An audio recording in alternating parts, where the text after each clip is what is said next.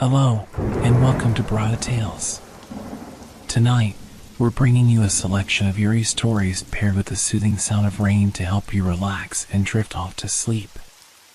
Before diving into the atmosphere of suspense, leave a comment below letting us know where you're watching from and what time it is. If these stories send chills down your spine, don't forget to like, share, and subscribe. Get comfortable, let the fear gradually envelop you, and tell us what kind of stories you'd like to hear next time. Settle in, we're about to begin. Have you ever had a moment where you feel like something is watching you, but when you turn around, there's nothing there?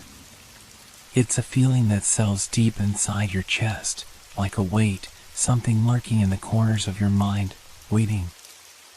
I'd had it before, but never like this. It started on a quiet evening. I had just come home from work, tired as usual, but craving a moment of peace. The house was empty, the kind of silence you only get when you're completely alone. The only sounds were the hum of the refrigerator and the occasional creak of the house settling. I didn't think anything of it. I was used to being by myself in the house, but that night, something felt off. I was in the bathroom, washing up, the warm water from the faucet running in the sink. It was a simple, mundane task, something I could do with my eyes closed.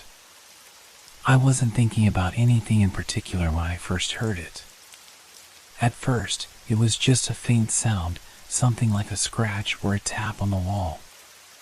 It wasn't loud enough to be alarming, but it was enough to make me pause. I wiped my hands on the towel and looked at the wall. The bathroom was small, nothing too unusual about it. A cracked mirror above the sink, faded blue tiles on the walls. But for some reason, I couldn't shake the feeling that something was wrong. I told myself it was nothing, just the house settling, but that itch at the back of my mind wouldn't go away. I stepped away from the sink, glancing around the bathroom. The walls were still, the air thick with the faint smell of soap and the heat from the steam. But then I heard it again, this time, clearer, more deliberate. A slow scratch against the wall. I turned, my heart skipping a beat, and stared at the place where the sound had come from. And that's when I saw it. A hand. Or something that looked like a hand. It wasn't fully formed, not like a human hand, but it was unmistakable. The fingers stretched from the wall itself, emerging slowly, like something was trying to push its way out from behind it. The skin, if you could call it that, was pale, mottled, almost like it was made of something other than flesh.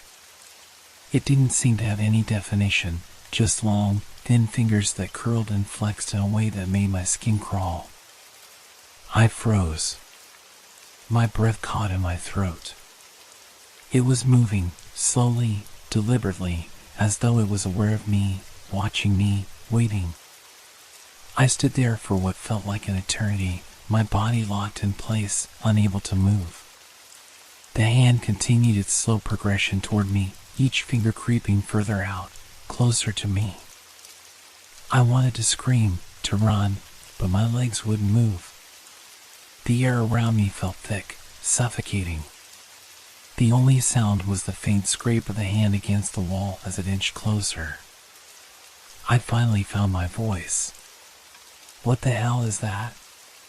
My words were a whisper, but they felt too loud in the silence that enveloped me. The hand paused, and for a moment, I thought maybe it would stop, that maybe it was just a figment of my imagination, some trick of the light or the shadow.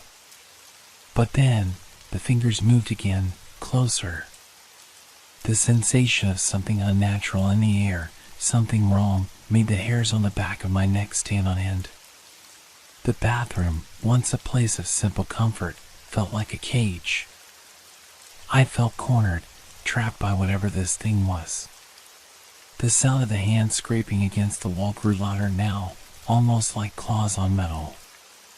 It was no longer a slow, deliberate motion. It was urgent. It was pulling itself toward me.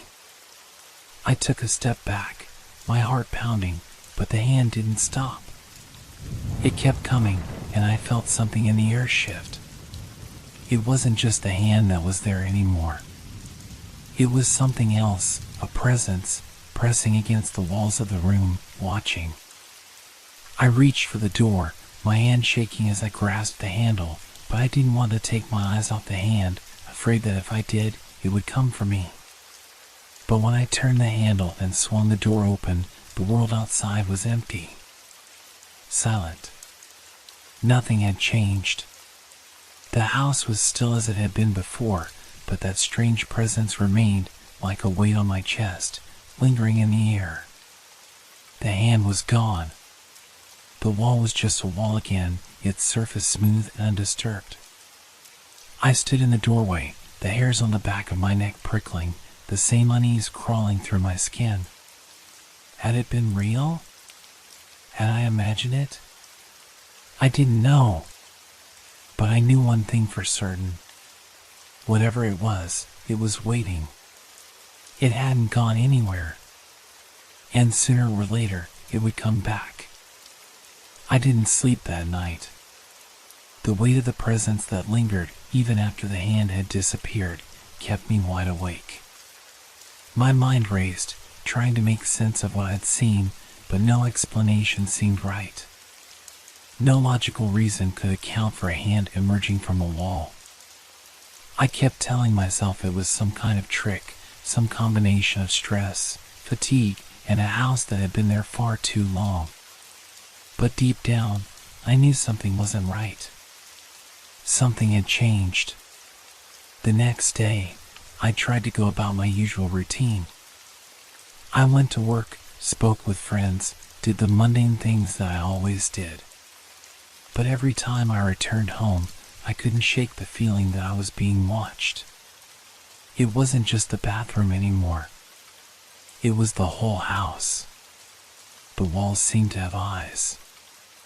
I avoided the bathroom, but I could still hear the faintest echoes of that scratching sound, as if it was trapped within the walls, waiting to emerge again. It was late afternoon when it happened again. I had just finished dinner and was relaxing in the living room when I heard it, a soft, familiar scratch. I froze, the fork halfway to my mouth. The sound came from behind the walls, deep in the house, and it was unmistakable. The same slow, deliberate scrape of something unnatural. My heart began to race. I told myself it was just the house settling again, but I couldn't believe it.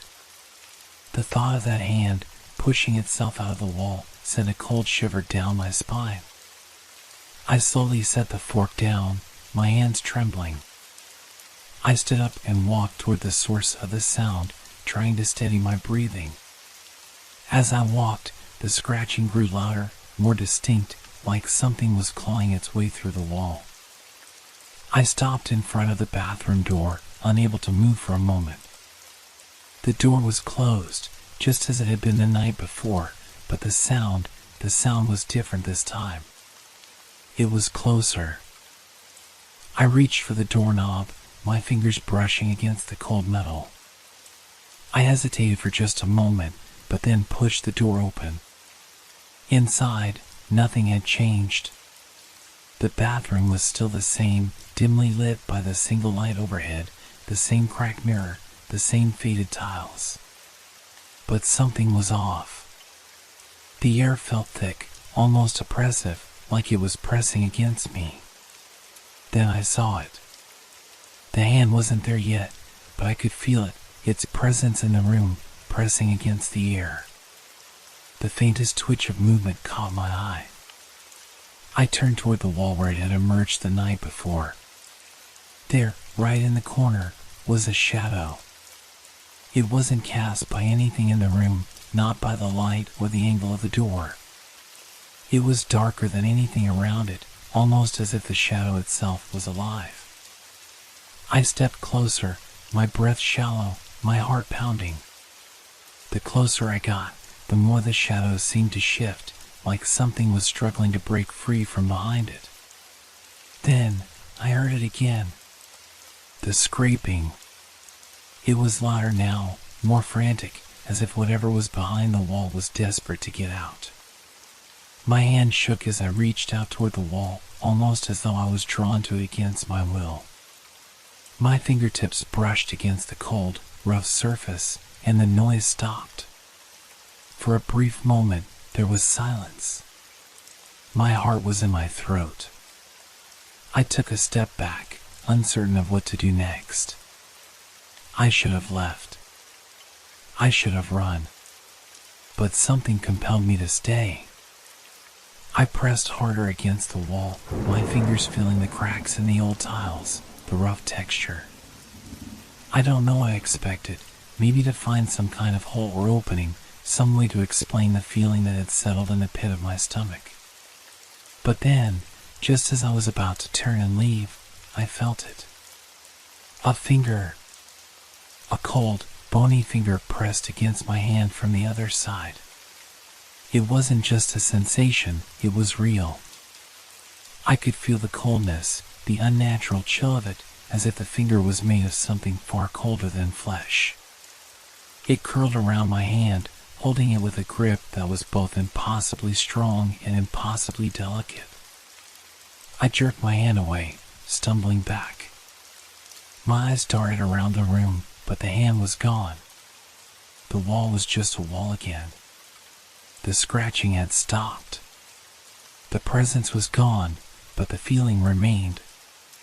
That strange weight in the air, the sense that something was there, just out of sight, waiting. I couldn't breathe. My chest tightened, and I stumbled toward the door, desperate to get out of the bathroom, away from that feeling. But before I could leave, I heard something. A voice. Faint, soft, like a whisper. Come closer. The words felt like they were being drawn from the walls themselves, as if the house was speaking to me, calling me. I froze, my back against the door, the sound echoing in my ears. My mind screamed at me to leave, but my body wouldn't listen. Then, there was a loud crash from somewhere deep within the house. It sounded like something, or someone, had broken through a door. And I knew, without a doubt, that whatever it was coming for me. I didn't wait another second. I threw the bathroom door open and bolted out of the room, my feet pounding against the floor, desperate to get away from whatever was in there with me. My heart was racing in my chest, my breath coming in ragged gasps, but my mind was consumed by only one thought: it's coming for me. I ran down the hallway, my footsteps echoing in the empty house. The walls, once familiar, felt alien now. They seemed to close in on me, the shadows stretching and warping, twisting like something alive. The house wasn't just creaking anymore, it was groaning, as though it were waking up, stretching its limbs in the dark. The crash I heard earlier was followed by a low, rumbling sound, like something heavy moving in the distance. But it wasn't just the sound of movement. It felt like a force, something immense, pushing through the house, crawling from the depths of the walls themselves. I reached the stairs and froze. At the bottom, in the dark, I could see a figure. It was difficult to make out at first, but the more I looked, the clearer it became. The figure wasn't human. It was distorted, like a silhouette made of shadows, with long, unnaturally long limbs that stretched far beyond what a normal person could have. I should have turned and run, but my feet wouldn't move. I was rooted in place, unable to tear my eyes away from it. The figure seemed to notice me then. Its head tilted slightly, and I swore I could see its eyes, dark, hollow, and endless. They were locked on mine, and I felt as though they were pulling me in, drawing me toward it with an irresistible force. Then it moved. Slowly, deliberately, the figure shifted, its limbs stretching, each movement sending a ripple through the air. I could feel the space around it distorting, warping as it advanced. It wasn't walking, it was gliding, floating just above the ground, its body twisting and bending unnaturally as it came closer. My chest tightened, my breath hitching as I backed up, my legs trembling. I wanted to scream, but the words wouldn't come. I wanted to run, but I couldn't seem to make my body respond. The figure kept coming, its hollow eyes still fixed on me, and I could feel the temperature in the air drop with each inch it covered. "Come closer." The words rang through my head, the same voice I had heard before, only now it was louder, clearer. I didn't know if it was coming from the figure itself or if it was coming from the walls around me, but it was unmistakable. It was drawing me in, urging me to take that first step forward. But then, in a flash of panic, I snapped out of it. I turned and ran. The sound of my footsteps echoed through the hall, the thundering of my heart in my ears, as I made my way back toward the front door. The house seemed to stretch before me, the hallway endless, like it had grown larger, as if the walls were closing in around me. My hands gripped the door handle, and I yanked it open, stumbling out into the cool night air. I didn't stop running. I couldn't. I had to get away from that house. I had to get away from whatever had reached through the walls and into my life. But as I ran down the street, my breath heavy, my thoughts racing, I realized something chilling. I was no longer alone. I could hear the sound of footsteps behind me. Slow. Deliberate. As if someone, or something, was following me. I turned once, briefly, to look over my shoulder. In the distance, I saw a figure standing at the edge of the street, just at the edge of the light. It wasn't the same one from the house, but it had the same eerie presence. Its figure was a shadow among shadows, the outline of its body barely visible against the dark. It wasn't moving, not yet. But I could feel it. It was watching me. I quickened my pace, heart pounding in my chest, but no matter how fast I ran, I couldn't escape the feeling that it was getting closer. I didn't know how to fight it.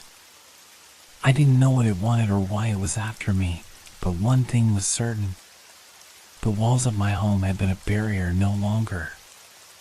Something had crossed over. And now, it wasn't just in the house, it was out here with me. And it wasn't going to stop until it had me.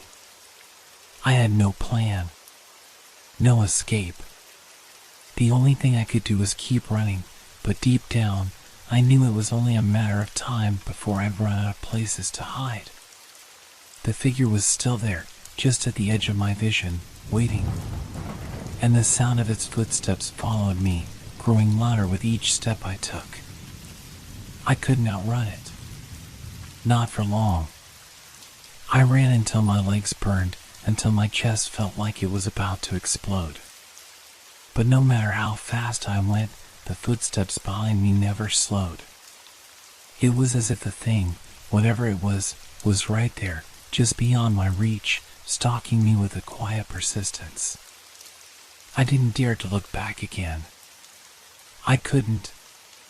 The fear in me was too strong. I could feel it creeping up my spine, sinking into my thoughts, wrapping around my mind like a vice. It was almost as though the very air around me was thickening, pushing against me, suffocating me. And yet, the sound of those footsteps never stopped, even when I thought I might have outrun them. I took a turn down an alley, hoping to lose it, to find some kind of refuge.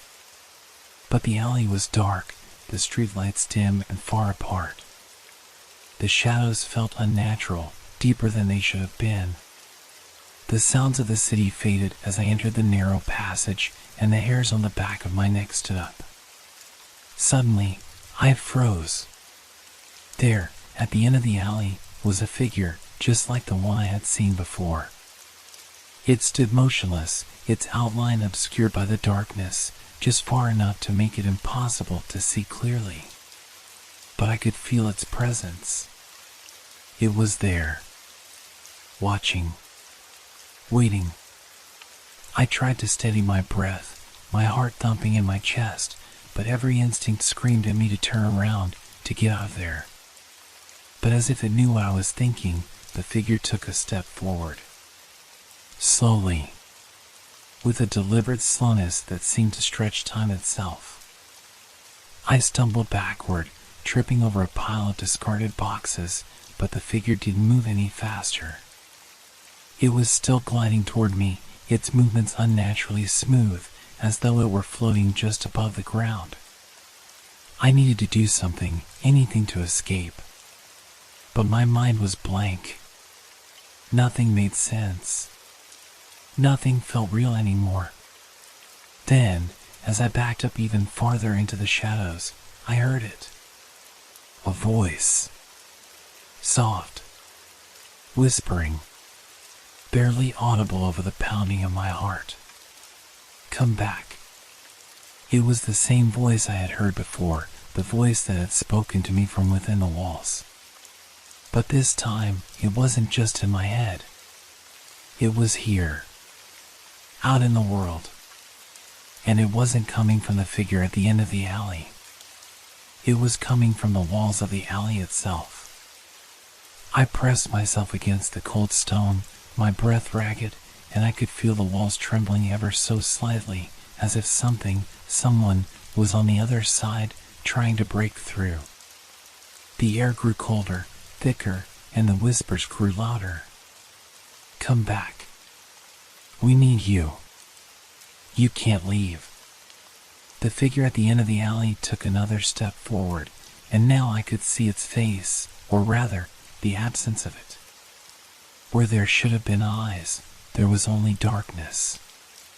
Its mouth was an open void, just a slit in its shadowy face, and I could feel it pulling at me, drawing me in. I didn't know what it wanted. I didn't know what was happening. But one thing was clear, this wasn't a game anymore. I wasn't running from a mere figure or a simple shadow.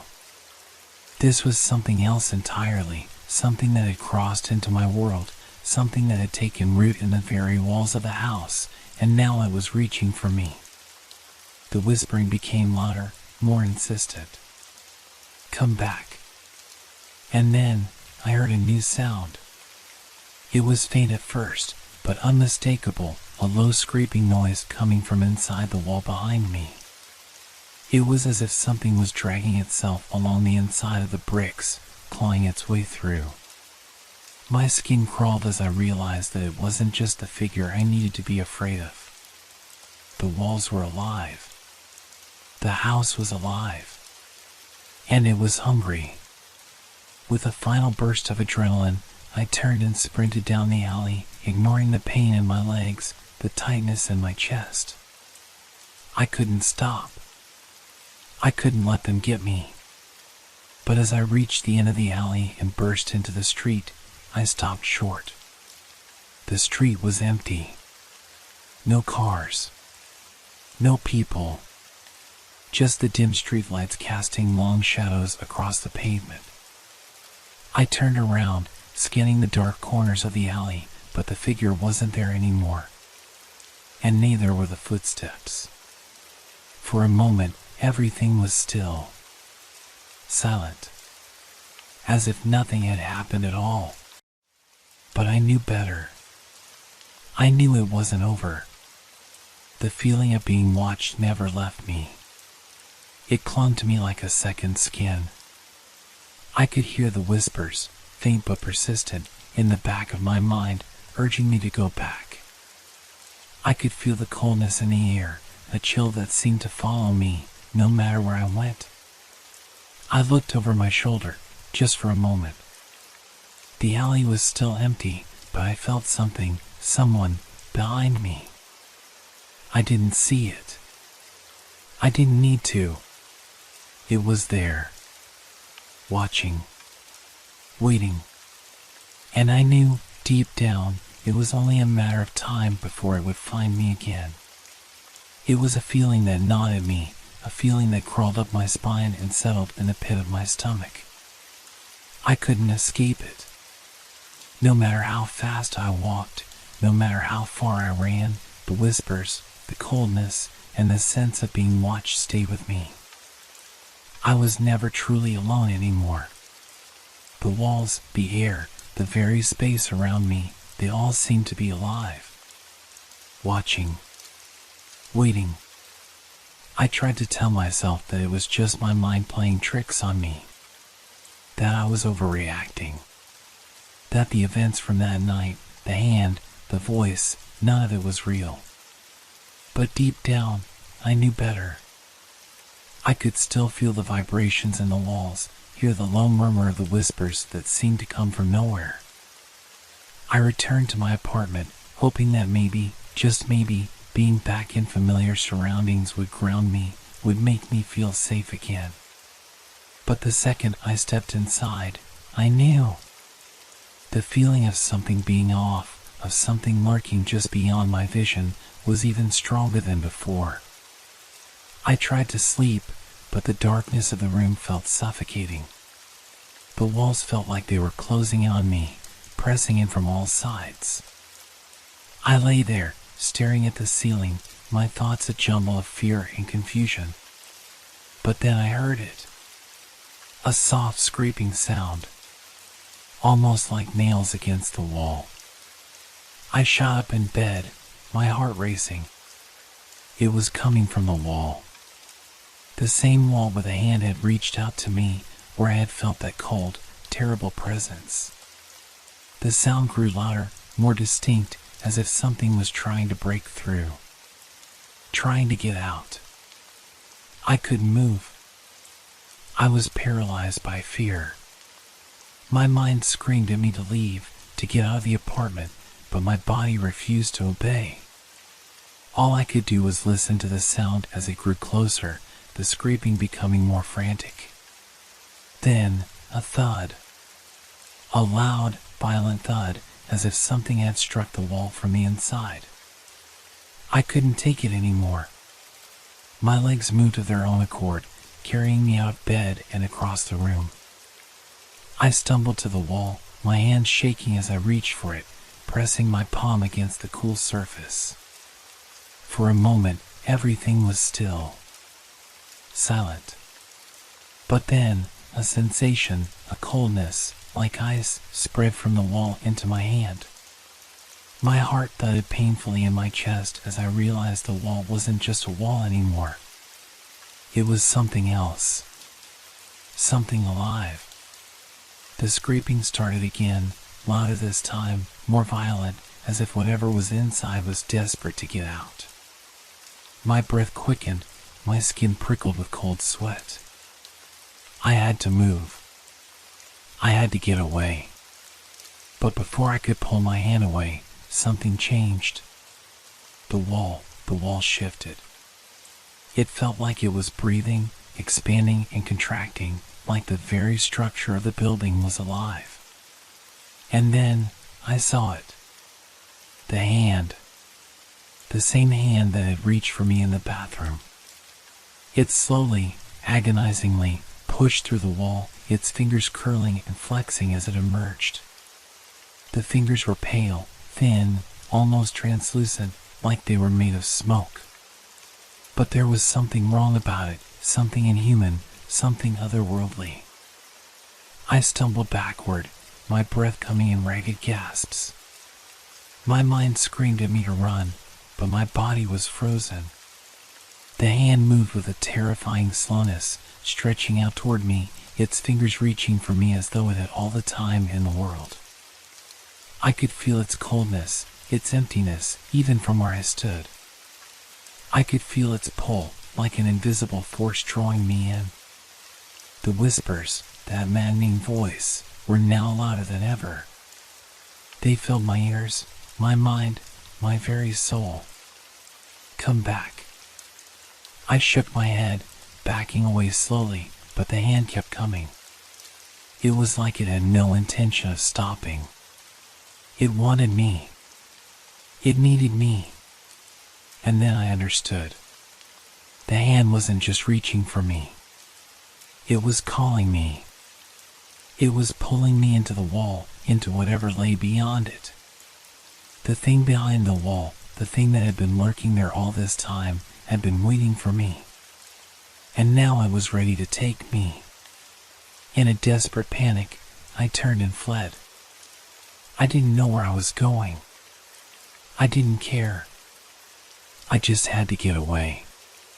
The apartment, the walls, the hand, it all felt like it was closing in on me, chasing me, dragging me back into the dark. I ran down the stairs, out the door, into the streets. I could still feel the chill of the wall on my hand, could still hear the whispers, could still sense the hand stretching out toward me, trying to reach through the walls and pull me back. I didn't know how long I ran.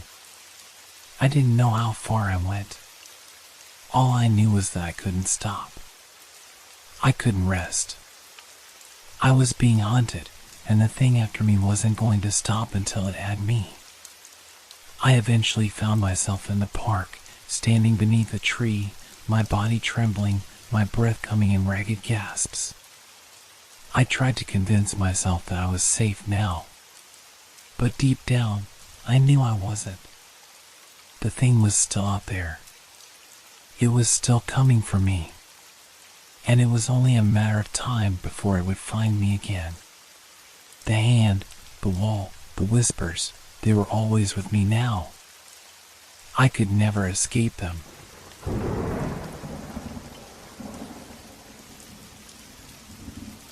I never thought a simple phone call could change my life forever. The voice on the other end was calm, but the urgency was clear. "We need you to find someone," the man said. "She's been missing for days. Last seen near the old woods, by the river." The words echoed in my mind long after the call ended. The woods. Everyone in town knew about the strange happenings in those parts, and no one who ventured too deep ever came back the same.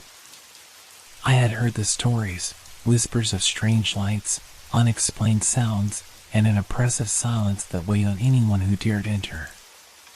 But I needed the money, and the thought of solving a missing persons case seemed straightforward enough. I packed my gear, set out early in the morning, and by the time the sun was high, I found myself standing at the edge of the forest. The air was dense, thick with moisture and the scent of damp earth. As I stepped into the trees, the silence immediately enveloped me. No birds chirped, no wind rustled the leaves, just a deep, unnatural quiet. The path ahead was narrow and barely visible, overgrown with vines and twisted branches. It felt as if the forest was holding its breath, waiting for me to make the next move. I pulled up the map I had been given. The woman's last known location was near the river. I followed the winding trail, my boots crunching over the undergrowth. Every so often, I glanced around, half expecting to see her, someone, anyone, but the deeper I went, the more I felt the forest closing in on me. An hour passed. Then two. The path became less distinct, and the trees began to grow thicker, their trunks twisted and gnarled. Something about the place felt wrong, but I couldn't put my finger on it. It was just a forest, right? Just trees and dirt and shadows.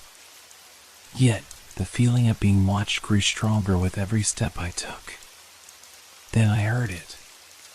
A rustling in the leaves. A faint shuffling sound, like something, or someone, was moving just out of sight. I froze. My breath hitched. For a moment, I convinced myself it was just the wind. But the wind didn't rustle like that. It wasn't random. It was deliberate, like footsteps, or something else. I glanced behind me. Nothing. The path stretched out, empty. But the feeling of being followed wouldn't go away. I shook my head, trying to clear my thoughts. Maybe I was just overthinking it. After all, this was what I did for a living, tracking down missing persons. It was just a forest. A dangerous one, sure, but nothing that couldn't be handled. But even as I told myself this, the feeling of unease lingered. The sounds, the silence, the shadows, they didn't belong. The air felt thicker now, almost suffocating, and I couldn't shake the thought that I was being watched, studied even. I pushed forward, determined to find the missing woman and get out of this place as quickly as possible. And then, just as I rounded a bend in the path, I saw something that made my heart skip a beat. A piece of clothing, a torn, muddy jacket, hung from a low-hanging branch. It looked out of place, like someone had left it in a hurry.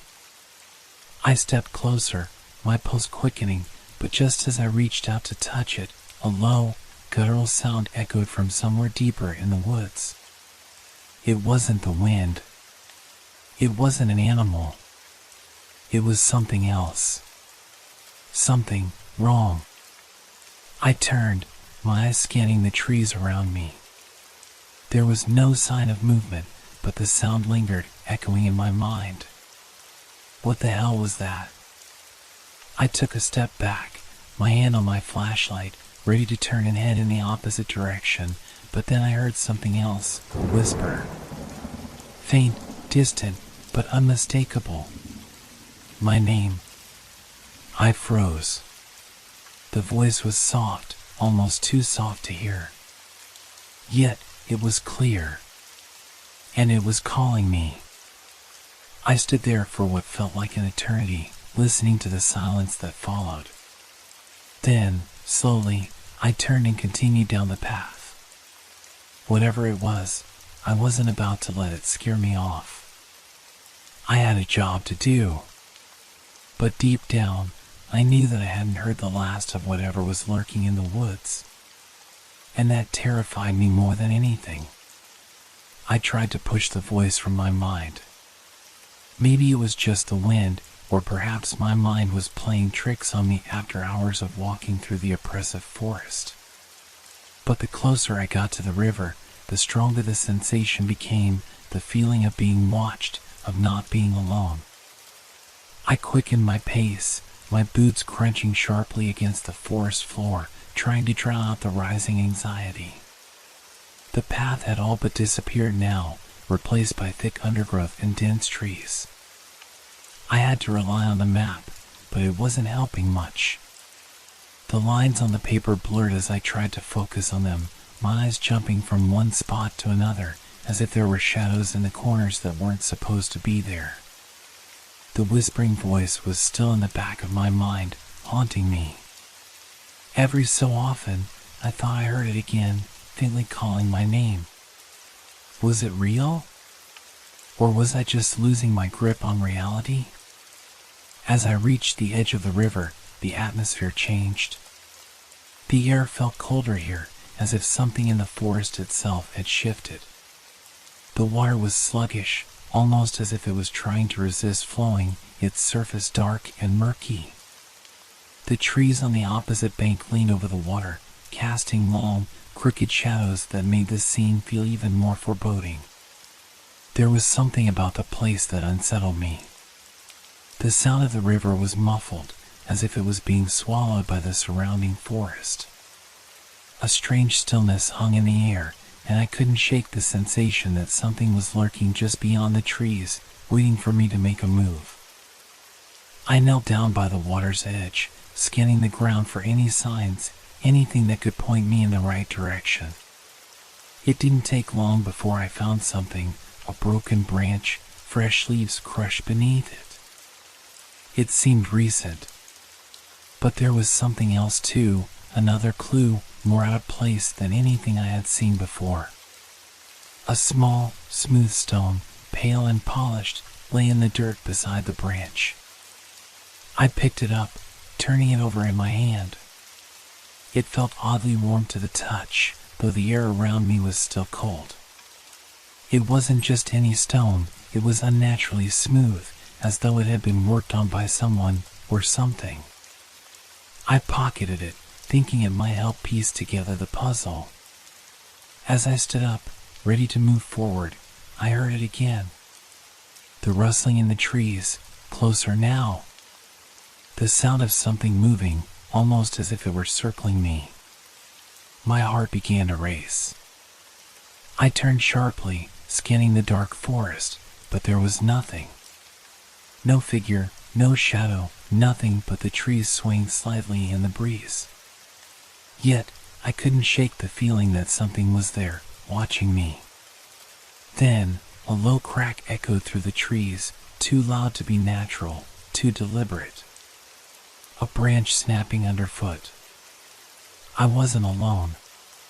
The hairs on the back of my neck stood on end as I slowly backed away from the water. My flashlight flickered, casting jittery shadows across the clearing. Every crack, every rustle, every whisper felt amplified in the silence that had swallowed the forest. My heart hammered in my chest as I spun around, trying to find the source of the noise. But all I saw were the twisted trees, their dark limbs stretching high into the sky like ancient fingers. The forest felt alive, like it was pressing in on me from all sides. I took a deep breath, steadying myself. This was ridiculous. There was no one here. No one but me. But as I turned back toward the river, my foot caught on something. I stumbled, landing hard on the ground, and when I looked up, my flashlight beam cut through the darkness and illuminated something that made my blood run cold. A figure stood on the opposite bank, just beyond the trees, barely visible in the shadows. I couldn't make out any details, but I could feel its presence, looming, waiting. Its silhouette was unnatural, standing too still, too silent.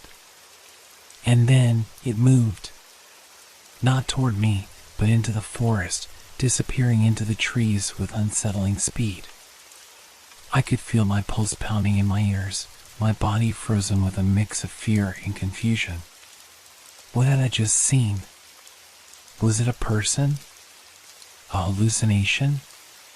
Or something else entirely? I tried to convince myself it was just my imagination, but the sense of dread grew stronger. That whispering voice again, barely audible, but so clear in my mind now. You're not alone. I shook my head, trying to snap out of it. I had a job to do. I had to find the missing woman. But I couldn't ignore the feeling that whatever was out there in the forest, it wasn't just looking for her. It was looking for me. I took a step back, my breath shallow, trying to calm myself. The figure on the other bank had disappeared into the trees so quickly, it was like it had never been there at all. But I knew it was real. I had seen it. I wasn't imagining things. I tried to focus on my task, but the anxiety gnawed at me. I had to find the missing woman. She was out here somewhere, and every minute that passed was another minute too late. But the forest was playing tricks on me. The shadows seemed to move, the rustling of leaves now felt like footsteps, and the occasional snap of a twig echoed like a warning. I forced myself to look away from the dark expanse of trees and refocused on the path ahead. I needed to find something concrete, something I could use to explain this. I couldn't let the paranoia take over. But the deeper I went, the more the forest seemed to shift around me. The trees weren't just trees anymore. They were towering, twisted things, their branches reaching toward me like skeletal hands. I walked on, my flashlight flickering again as I pushed through the thick underbrush. The further I went, the more the air seemed to grow colder. A heavy mist began to creep in, curling around my feet like ghostly fingers, damp and cold. It made it harder to see, and the occasional sound, like a soft whisper or a faint rustling, set my heart racing. Then I saw it. A faint shape, barely visible through the mist, hanging from one of the trees. At first, I thought it was just another branch, but as I got closer, I realized it wasn't a branch at all. It was a piece of cloth, a torn strip of fabric fluttering in the wind. I reached out to grab it, my fingers brushing against the rough material. But the moment I touched it, something pulled it sharply away, as if someone or something on the other side was tugging at it. I stumbled back, panic rising in my chest. The cloth dropped back down to its resting place, hanging lifelessly from the branch. But my heart was pounding, my hands trembling. I was no longer alone. The forest was playing games with me, pulling me deeper into its grip. I turned, my flashlight beam dancing frantically over the trees. The rustling sound had returned, this time much closer, moving in sync with my steps. I swallowed hard, trying to make sense of it, but the panic was taking over. That's why I saw it. A pair of eyes, cold, unblinking, staring at me from between the trunks of the trees. They were low to the ground, and I couldn't make out the rest of the figure, but the eyes, they were the eyes of something that wasn't human. I froze, unable to tear my gaze away from those eyes. They didn't blink, didn't move, just stared. And then, slowly, they vanished, swallowed by the darkness of the forest. My pulse raced as I stumbled backward, my heart pounding so loudly in my chest, I was sure it could be heard for miles. But as I moved, the feeling of being watched never left. Every rustling leaf, every shifting shadow felt like it was moving with me. I wasn't alone. And whatever it was getting closer. I had to get out of here. I turned to leave, but as I did, something caught my eye. A trail, barely visible, but unmistakable, leading off the main path. It was narrow, hidden by the overgrown vines and ferns, but it was there. I hesitated for only a moment, then decided to follow it. Maybe it would lead me to something. Maybe it was the key to finding her. The trail was steep, winding downward toward a small ravine. The trees here grew thicker, their branches twisted into strange shapes, like grotesque sculptures. The air felt heavier, the silence even more oppressive. But I pressed on, my legs aching, my mind screaming at me to turn back. And then, just as I reached the bottom of the ravine, I saw something that made my blood run cold. A figure, draped in tattered clothing, stood by the water's edge. For a moment, I thought it was the missing woman. But as I took a step closer, I realized with a sickening lurch that it wasn't her. It was something else entirely. It was a body. The body of a woman, face down in the mud, her hair matted with dirt and blood. Her hands were outstretched, as though she had been reaching for something, someone, before she fell. I couldn't move. My stomach turned, and I felt the cold grip of fear clutch my heart. But then, as if in response to my presence, something stirred behind me, a faint rustle in the underbrush. I spun around, but there was nothing. The forest was silent once more, save for the sound of the river and my own ragged breathing. I looked back at the body, my thoughts racing. Was this the woman I had been searching for? Or was it someone else? I had to find out. But as I moved closer, the whispering began again, this time louder. You're not alone. The words seemed to come from everywhere, and nowhere at once. I turned back to the body, but it was no longer there. The spot where it had lain was empty, the mud smooth, as if nothing had ever been there at all. I stumbled backward, my mind reeling. What was happening to me? Was I losing my grip on reality? Or was there something in this forest that was much darker than I could comprehend? I didn't know, but I had to keep going. There was no turning back now. I stood frozen in place, my mind racing.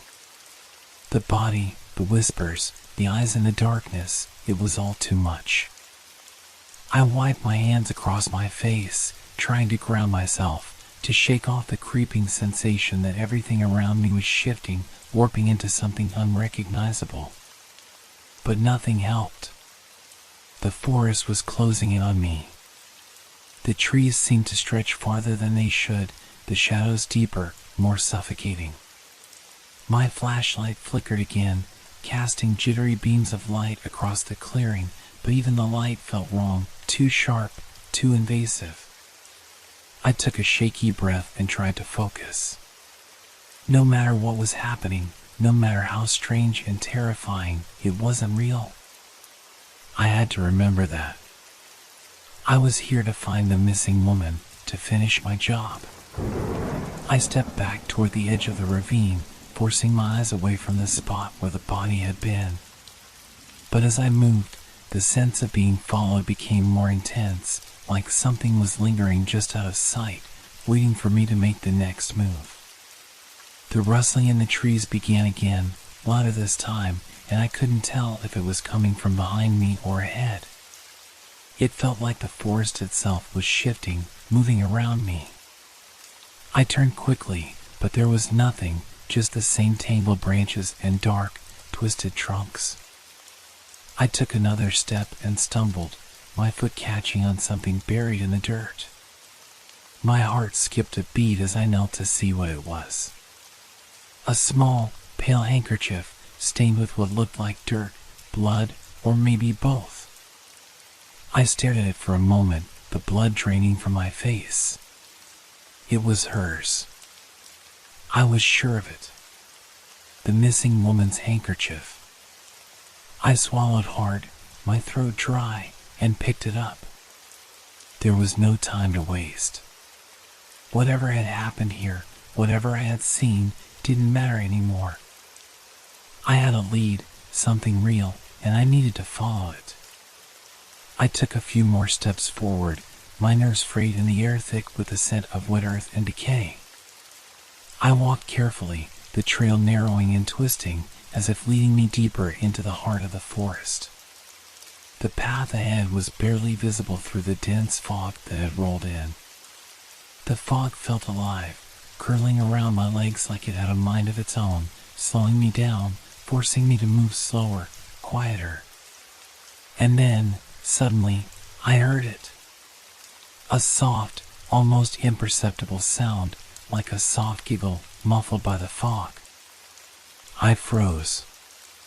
My blood ran cold. The sound came again, louder this time, followed by a soft, breathless whisper. Come closer.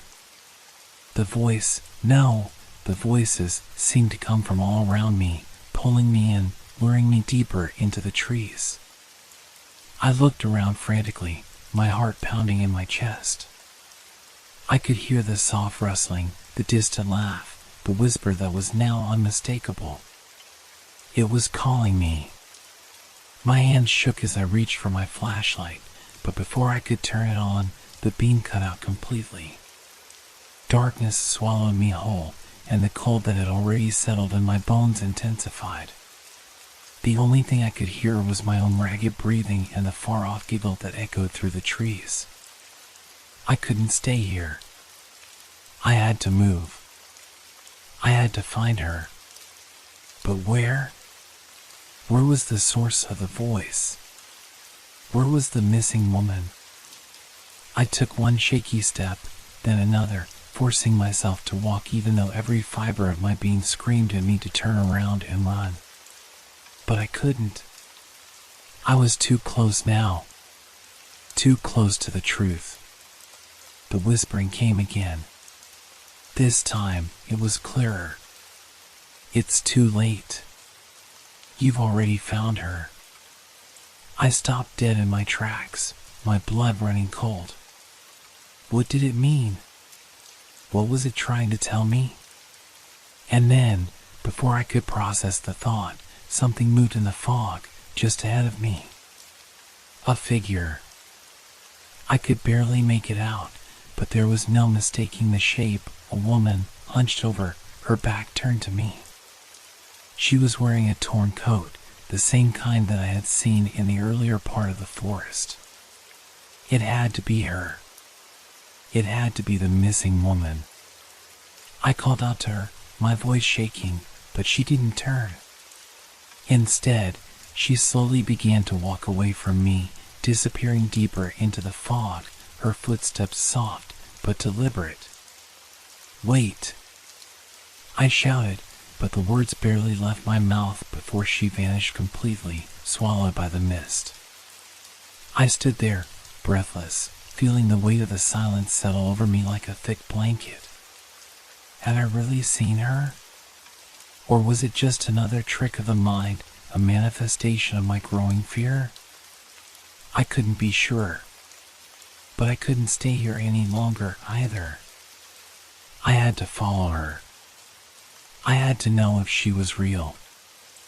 I pushed forward, deeper into the fog, each step feeling heavier than the last.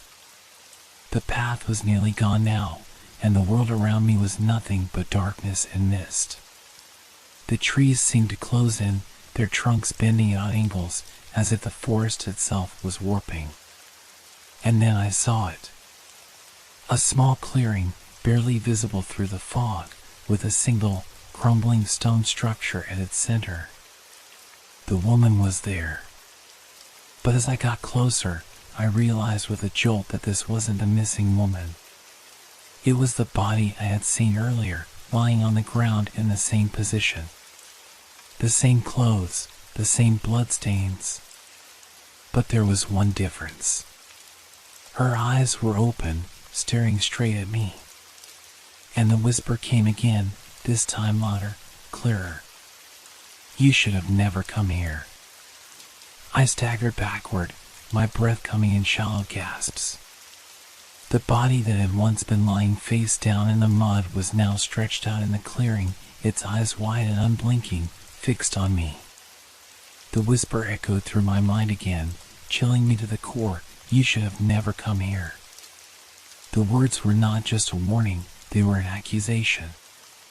And in that moment, I felt it. The suffocating weight of the forest pressing in on me, the air thick with something malevolent, something ancient. It wasn't just a search anymore. It was a descent into something much darker. I backed away slowly, my heart hammering in my chest. Every step I took seemed to make the world around me grow heavier, more distorted. The shadows in the trees stretched unnaturally, and the fog thickened until it felt like it was closing in on me from all sides. My mind raced, trying to make sense of it. Was it really her? Was this the missing woman? Or was this something else, something more insidious, something that had been here all along, waiting for me to find it? I couldn't stand the thought of staying here any longer. I needed to leave. I needed to escape before it swallowed me whole. But as I turned to go, I felt something. A presence behind me. The hairs on the back of my neck stood on end, and the ground beneath me seemed to shift, like the very earth was trying to hold me in place.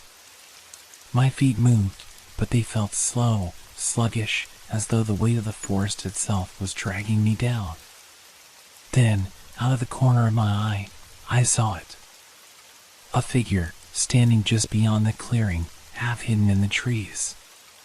It was tall, too tall, and its shape seemed to distort as I looked at it, like it wasn't quite solid, like it was made of shadows and fog. I froze. I couldn't breathe. My mind screamed at me to run, to escape, but my body wouldn't move. I was rooted to the spot, as though the forest itself had claimed me. The figure stepped forward, its movement impossibly smooth, gliding toward me without a sound. Its shape was shifting, never fully solid, its features indecipherable. But there was something in the air, something in the way it moved, that told me it was aware of me. It knew I was there. And then it spoke. Its voice was not human. It was cold, distant, like a whisper from the depths of a nightmare. You shouldn't have followed. The words sent a chill through me, deeper than anything I had ever felt before. It wasn't just a voice, it was the intent behind it. I could feel it, this overwhelming presence that surrounded me, suffocating me, as if I were no longer in control of my own body. I wanted to scream, to run, to do anything.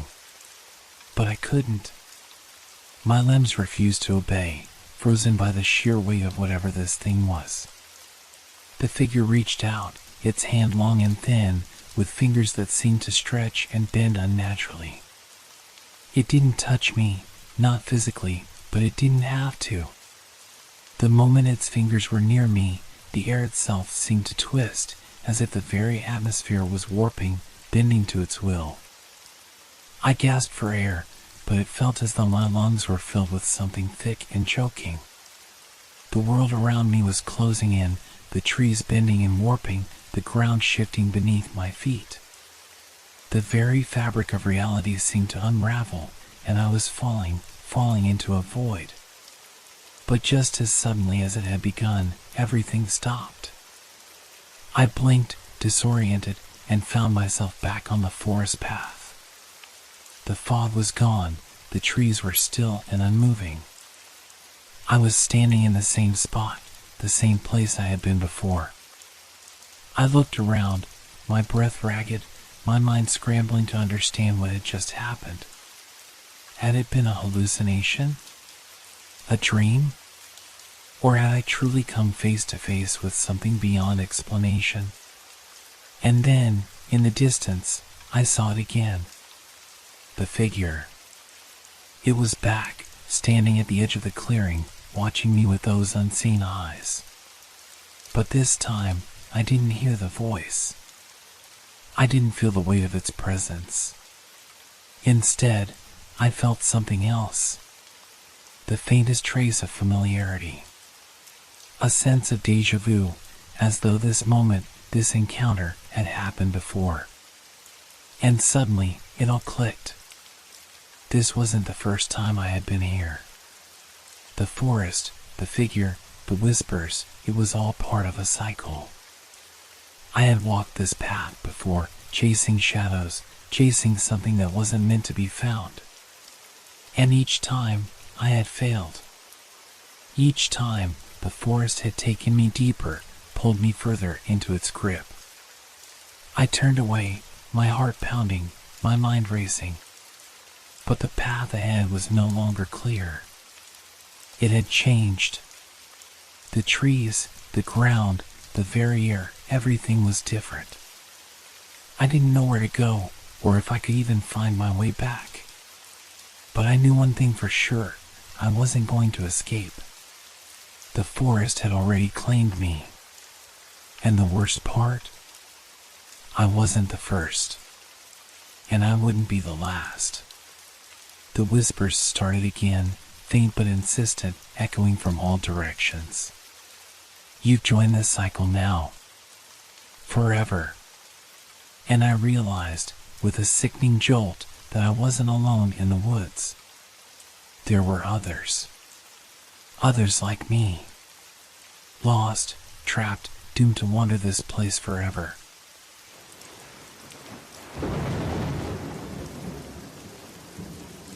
I woke up in my apartment, just like any other morning. The sunlight filtered in through the blinds, casting faint shadows across the floor. But something was off. The usual hum of the city was gone. No cars honking, no chatter from the streets below, no distant sounds of construction or the usual bustle of a busy morning. It was as if the entire city had been swallowed by a heavy, suffocating silence. At first, I thought I was just waking up too early. Maybe it was just too quiet outside, and things would pick up later. I went through my routine, shower, breakfast, but the eerie stillness remained. I could hear my own breathing, the clink of silverware against my plate, but no other sounds. No birds outside, no neighbors talking in the hallway. Nothing. I tried to shake it off, attributing it to some odd, temporary glitch in the world. But when I stepped outside, it hit me like a cold wave. The city was empty, not in the sense that there was nobody around, but in a way that felt wrong. People walked the streets, but their movements were stiff, mechanical. No one spoke. It was as if everyone had suddenly forgotten how to make a sound. I glanced around, trying to catch someone's eye, but everyone kept their heads down, avoiding my gaze. They were moving like puppets, following some invisible string, but with no sign of life in their faces.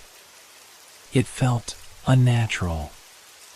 And then I noticed something even stranger.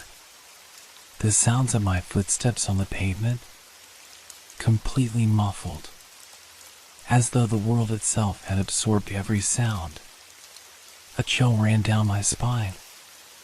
I tried to speak, to ask someone what was going on, but as I opened my mouth, nothing came out. No voice. Just silence. Panic set in, and I grabbed my phone, hoping maybe a text message or a call would make things feel real again. But even the sound of my fingers tapping on the screen was absorbed into the heavy quiet around me. I walked through the streets in a daze, my mind racing. What had happened? Why was the world so silent? It didn't make sense. I passed by a cafe where people sat motionless at tables, their hands wrapped around cups, their eyes staring into nothing. No clinking of glasses. No laughter. No conversations. I turned down a side street and saw a man standing alone, staring up at the sky. I moved toward him, hoping to find some sign of normalcy, but as I approached, something in his posture made me stop. He wasn't just standing still, he was frozen, his face pale, his body unmoving, like a statue.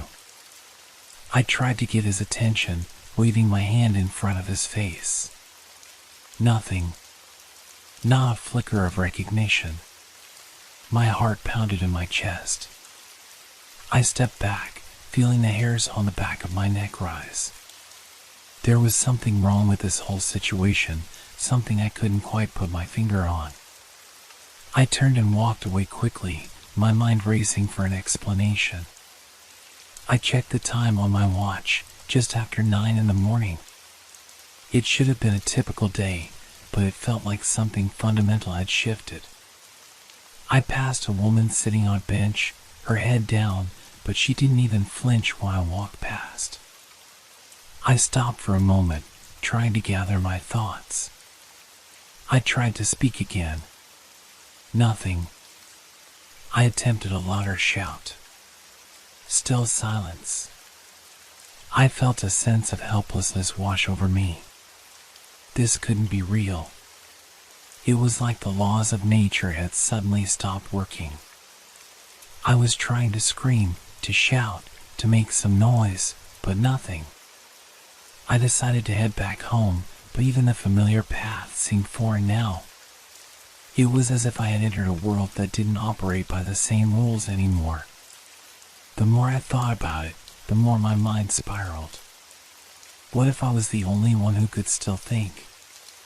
What if this wasn't just a weird fluke, but something bigger? As I reached my building, I saw a few people in the lobby. They were standing still, staring ahead blankly. I tried to ask one of them if they had noticed what was happening, but no words came from my mouth. I pointed to my throat, trying to show them I couldn't speak. Still, no response. They just stared through me, as though I was invisible. I didn't know how long I stood there, trying to make sense of everything. The weight of the silence pressed down on me, making each passing second feel like an eternity. The more I thought about it, the more unsettling it became. It felt like the city itself was watching me, but not in the usual way. There was no noise, no movement, just a heavy, oppressive feeling. That's when I noticed something. At the far end of the lobby, the door to the stairwell was ajar, and I thought I saw something moving in the shadows. My pulse quickened, and I took a hesitant step toward it. Something wasn't right. But before I could even reach the door, a sound, a small, faint rustle, came from behind me. I turned quickly, my heart pounding in my chest. Nothing. Just the same lifeless people, standing motionless. Just the silence. But I swore I had heard something. I could almost feel it, like the air had shifted slightly. There was a new presence in the room, something I couldn't see but could feel at the edges of my consciousness. The tension in the room grew thicker, and I felt it, an overwhelming sense that something was wrong, something was coming. And whatever it was, I wasn't going to like it. I couldn't shake the feeling that the city was holding its breath. Everywhere I went, the silence weighed on me, pressing down like an unseen hand. The air felt thick, as if the absence of sound was creating a vacuum that was slowly suffocating everything around me. People moved about in their strange, unblinking ways, and every time I tried to interact, nothing happened. I decided to go to the park, hoping that maybe some fresh air would help clear my head. As I walked, the streets seemed emptier than before, as though more people were disappearing. The familiar sounds, the chatter of pedestrians, the hum of distant traffic, were now nothing but a memory.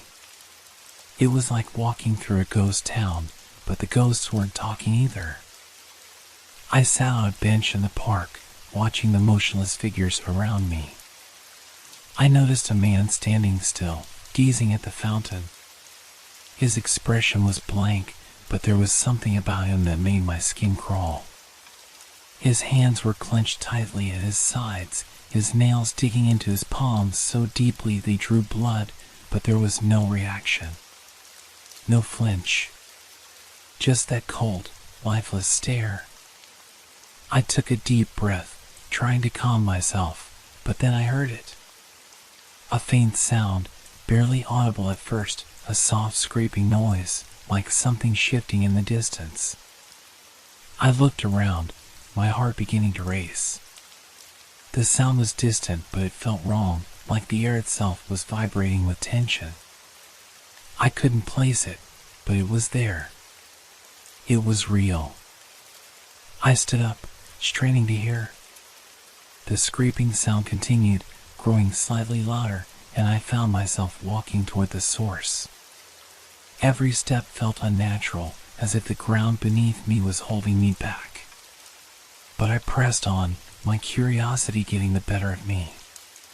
The sound seemed to be coming from the direction of the old abandoned building at the far end of the park. I had seen it countless times before, but it was never a place I paid much attention to. It was dark, shadowed, with broken windows and a sense of decay that hung in the air like a forgotten memory. But now, it felt like the only place in the city where something was alive. I approached cautiously, the scraping noise growing louder as I neared. My footsteps echoed softly in the airless silence. The door to the building was ajar, an invitation or a warning. I hesitated, my hand hovering over the doorknob. Something inside me screamed to leave, but I couldn't turn back now. The door creaked open with an unsettling slowness, and I stepped inside. The building smelled of mildew and dust. I could barely make out the shapes in the dim light filtering through the broken windows. The scraping noise was louder now, closer. It was almost rhythmic, like something, or someone, was moving through the dark. I called out, but nothing came out. Not even a whisper. I pushed forward, walking through the crumbling halls. The walls were covered in peeling paint, the floor littered with debris. The noise led me down a long corridor, its darkness swallowing up any trace of light. My mind raced with questions. What was making that sound? And why was it drawing me closer? Then, I saw it. A figure standing in the middle of the hallway, facing away from me. Its outline was faint, barely visible against the shadows. It was tall, unnaturally so, and its body seemed to distort in the dim light. The scraping noise stopped the moment I saw it. I froze. It didn't move, didn't acknowledge my presence. It was as if it was waiting for something. The silence stretched between us, and I could feel my pulse pounding in my ears. The air felt thick, almost suffocating, and I had to force myself to breathe. Every instinct told me to run, to turn and escape before whatever this thing was could do anything to me. But my legs wouldn't move. Then I heard it again, the faint scraping sound, now coming from behind me.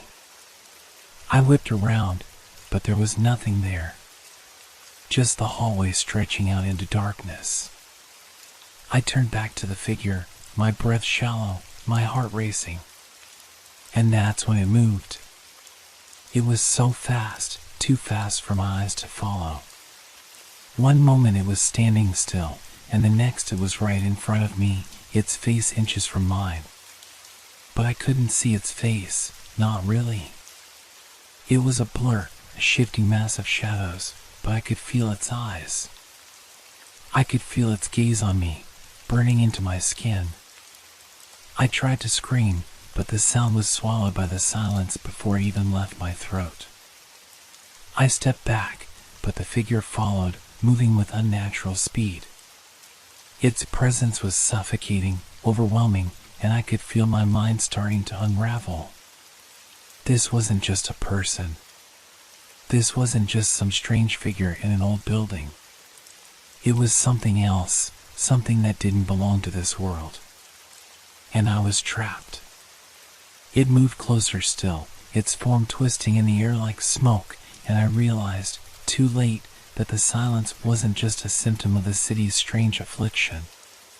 The silence was part of it. Part of whatever was happening. Then, with a sudden, bone-chilling noise, the figure reached out. A sharp, metallic scrape against the stone floor. I screamed, finally, my voice breaking through the stillness. And everything went black. When I opened my eyes, I was lying on the cold, cracked floor of the abandoned building. The silence was overwhelming, unnatural. I sat up quickly, my head spinning, trying to remember what had happened. The figure, the shadows, the feeling of something watching me. But now, there was nothing. Not even the scraping sound. I stood up, my legs shaky, and looked around. The building seemed unchanged, yet everything felt different.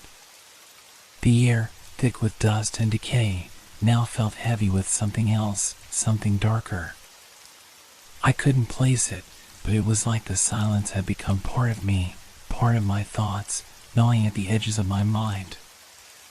I stumbled toward the door, my heartbeat quickening with each step. It felt as if I were being drawn toward the outside world, towards something I couldn't understand. I pushed open the door, half expecting to see the same silent, lifeless city. But when I stepped into the street, I saw something worse. It was as though the world had been frozen in time. People still walked, but they moved like automatons, their eyes glazed over, unblinking. Not a single sound filled the air, not the distant rumble of traffic, not the chirp of a bird, not even the wind. Just endless, suffocating silence. I tried to speak again, but nothing came out. No matter how hard I tried, my voice wouldn't work. It was like I wasn't even real anymore, like I had been erased from this place. A heavy weight pressed against my chest. Panic began to crawl up my spine. I needed to find answers. I needed to know why this was happening, why the silence had swallowed the city, and why no one seemed to notice. I started walking, my eyes darting around, searching for anything familiar. But every step felt like I was sinking deeper into some strange dream, a nightmare that I couldn't wake up from. As I moved through the streets, I noticed something disturbing. The longer I walked, the more the city seemed to distort. The buildings around me shifted in odd, unnatural ways, like the world itself was warping. Streets that should have led in one direction curved into others. Landmarks I recognized were out of place, displaced by shadows that seemed to stretch longer than they should. The familiar had become foreign. I passed by a shop window, and my reflection caught my eye. For a moment, I didn't recognize myself. My face was pale, my eyes wide with fear, but what struck me most was the emptiness in my gaze. It was as though something inside me had already disappeared, leaving me with nothing but an empty shell. I couldn't stay here. I needed to find someone, anyone, who might have answers. I turned down a side street, hoping it would lead to some sign of life. But instead, I found myself facing a dead end. The alley was narrow, filled with old, rusted dumpsters and piles of trash. And yet, the silence here was even more oppressive, as if it had been concentrated in this one spot. I stopped and listened. There was nothing. Not a single sound. Even the air felt still, stagnant. I couldn't breathe properly. It was as if the very atmosphere was heavy, suffocating. And then I heard it. A faint, distant whisper. Barely audible at first, but it grew clearer. It wasn't a voice, more like a murmur, a hum that echoed through my bones. I turned around, my heart pounding. I couldn't tell where it was coming from, but it felt wrong. Like it was coming from all around me, like the city itself was trying to speak. I started backing away, my feet stumbling over the uneven pavement. The whisper grew louder, more insistent, and with each step I took, it seemed to grow closer, circling me. I turned again, desperate to find the source, but there was nothing. Suddenly, a figure appeared at the end of the alley. It was a person, or at least, it looked like one. But there was something off about them. They stood motionless, facing me, with their back turned toward the street. Their body was stiff, like a mannequin. And yet, despite their stillness, I could feel their presence. It was as though they were aware of me, aware of my every movement, even though they didn't react. The whispering intensified. I tried to step forward, to ask if they knew what was going on, but again, no sound came from my mouth. It was as though I was locked in a world of silence, unable to communicate with anyone, unable to make sense of what was happening. The figures slowly turned toward me, and my heart skipped a beat. Their face, it was covered in a thin, translucent sheet, like a mask of flesh, their features blurred and distorted. But behind the mask, I could see their eyes, empty, black voids staring at me.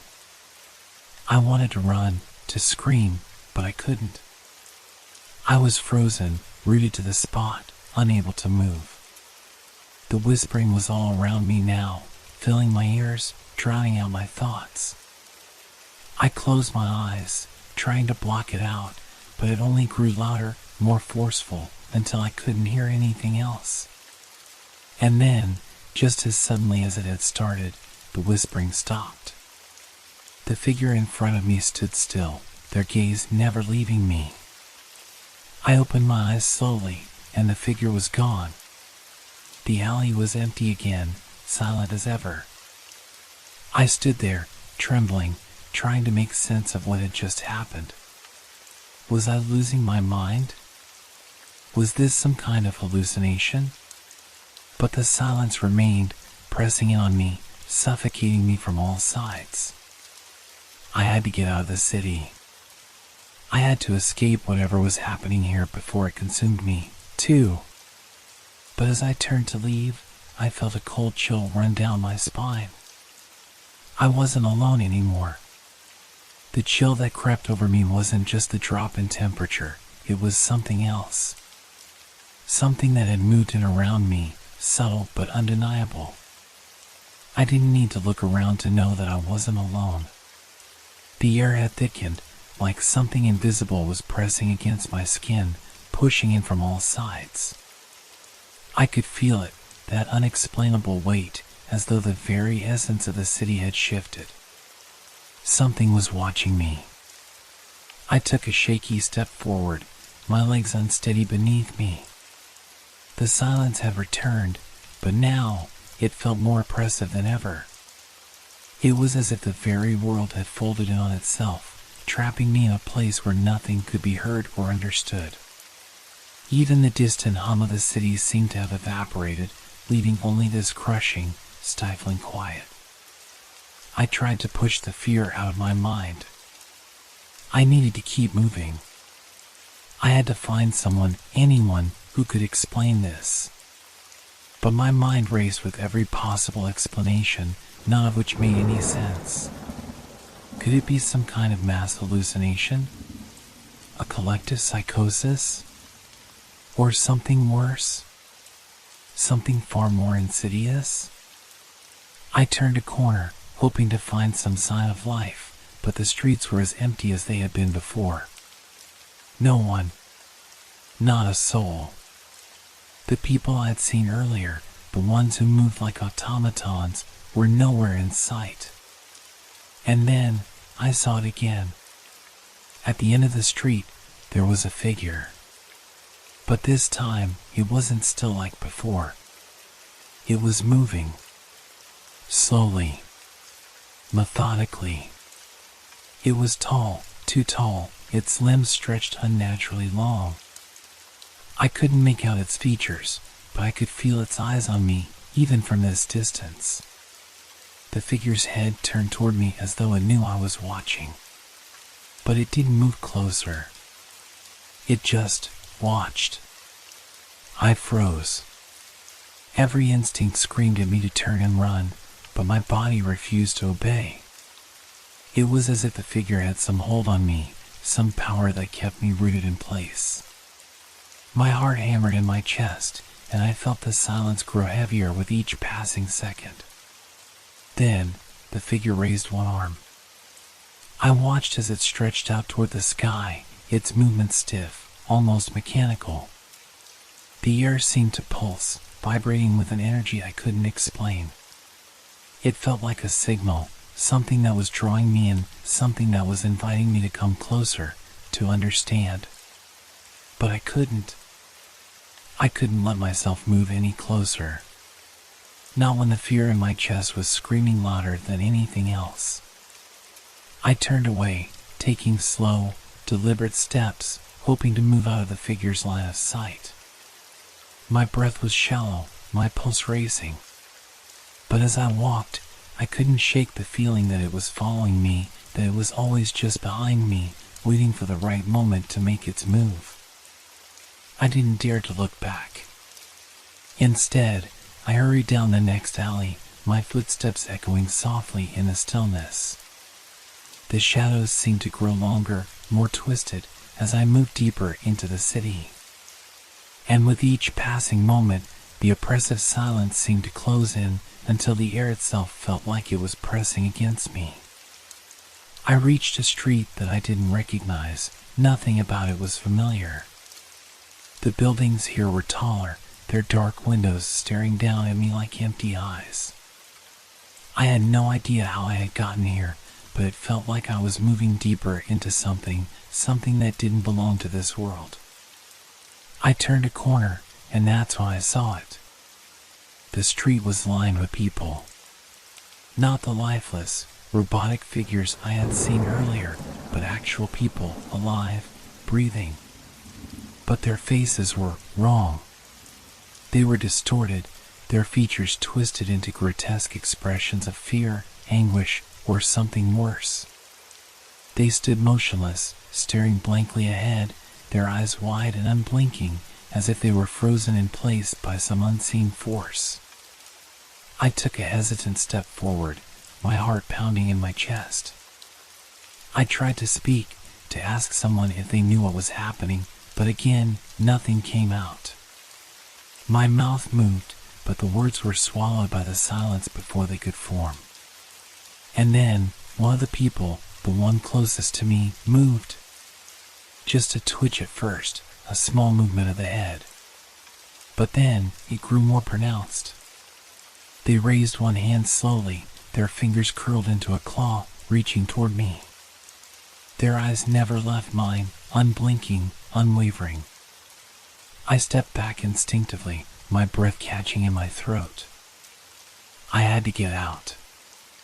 I had to leave this place before I became like them, trapped in some endless cycle of silence.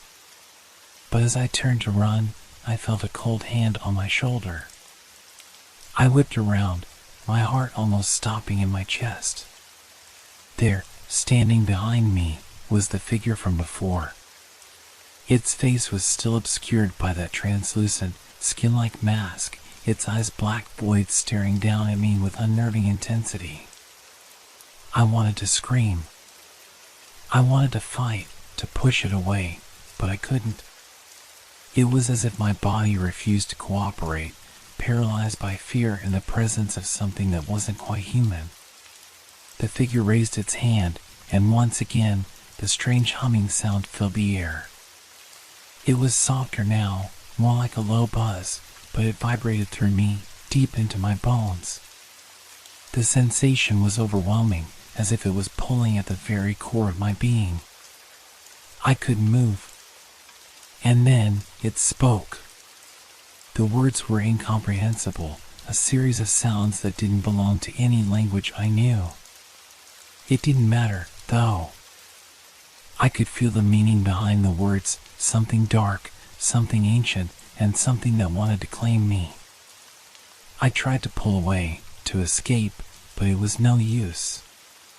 The silence held me in place. And in that silence, I understood. This was no ordinary place. No ordinary city. I wasn't just trapped in a silent world. I was being hunted. And no matter how hard I tried, there was nowhere to run. I don't know how long I stood there, paralyzed, my body refusing to obey my mind. The figure before me, with its hollow eyes and skin mask, was the embodiment of everything I had feared. But it wasn't just its appearance, it was the feeling it emanated, something beyond the physical.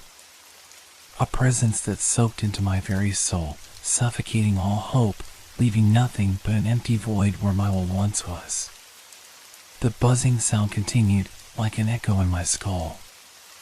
It pulsed with rhythm, like the beat of a heart, deep and heavy. I couldn't escape it.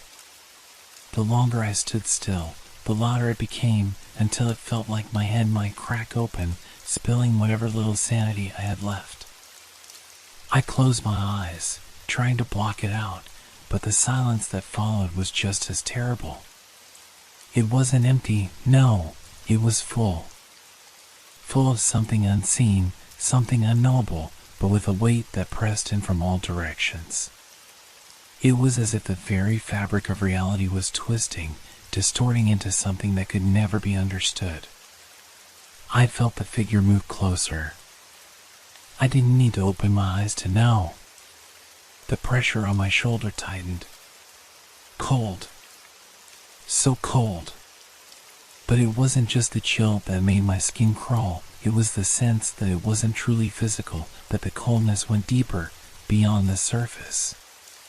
My legs, my arms, they felt heavy, like lead. I tried to scream, to shout, to do anything to break free. But the silence consumed it. My voice was swallowed before it could even form a sound. I opened my eyes. The figure was inches away now, its black eyes locked onto mine. I tried to look away, but I couldn't. My gaze was fixed, like a magnet, drawn into the depths of its hollow stare. And then, in that quiet, I understood. The figure wasn't just a creature from the city. It was a part of it.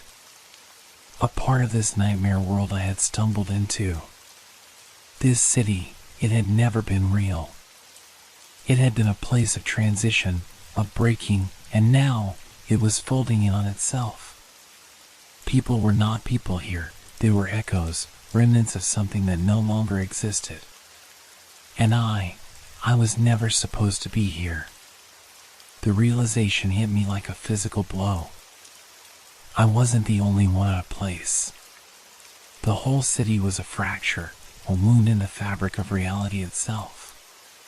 And this figure, the one who had been following me, watching me, it wasn't here to kill me. It wasn't even here to hurt me. It was here to guide me, to pull me into the silence completely, to show me the truth.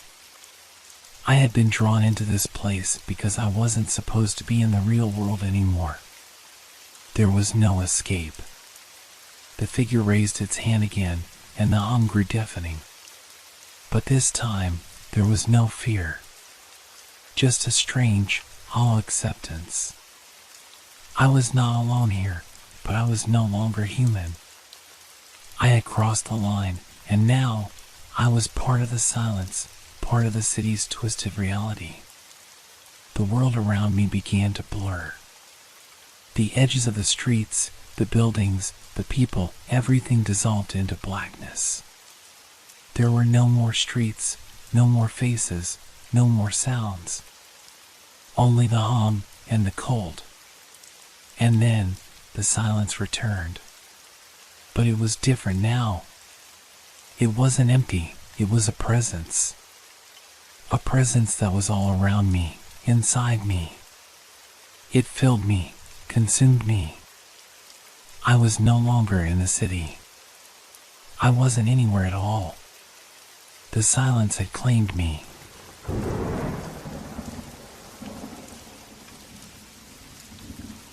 Have you ever been given a key to a room that didn't exist? I'm not talking about a simple mistake or a mix-up with a room number. No, I mean a room that was never supposed to be there in the first place, a room that shouldn't be part of the hotel, and yet, there it was.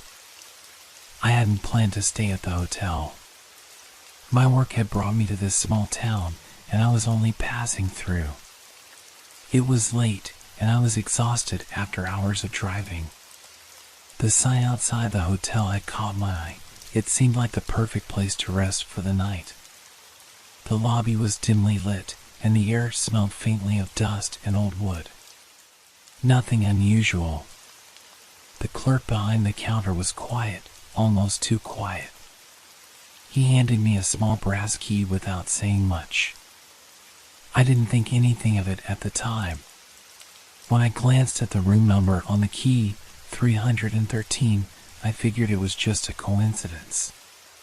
Hotels often have odd room numbers. I was too tired to think much beyond finding the room and collapsing into bed. I nodded politely to the clerk, who offered a strange, distant smile before I turned to head upstairs. The hallway was narrow, lined with faded carpet and peeling wallpaper. It was eerily quiet, the kind of quiet that makes you feel like you're not really alone, even when you are.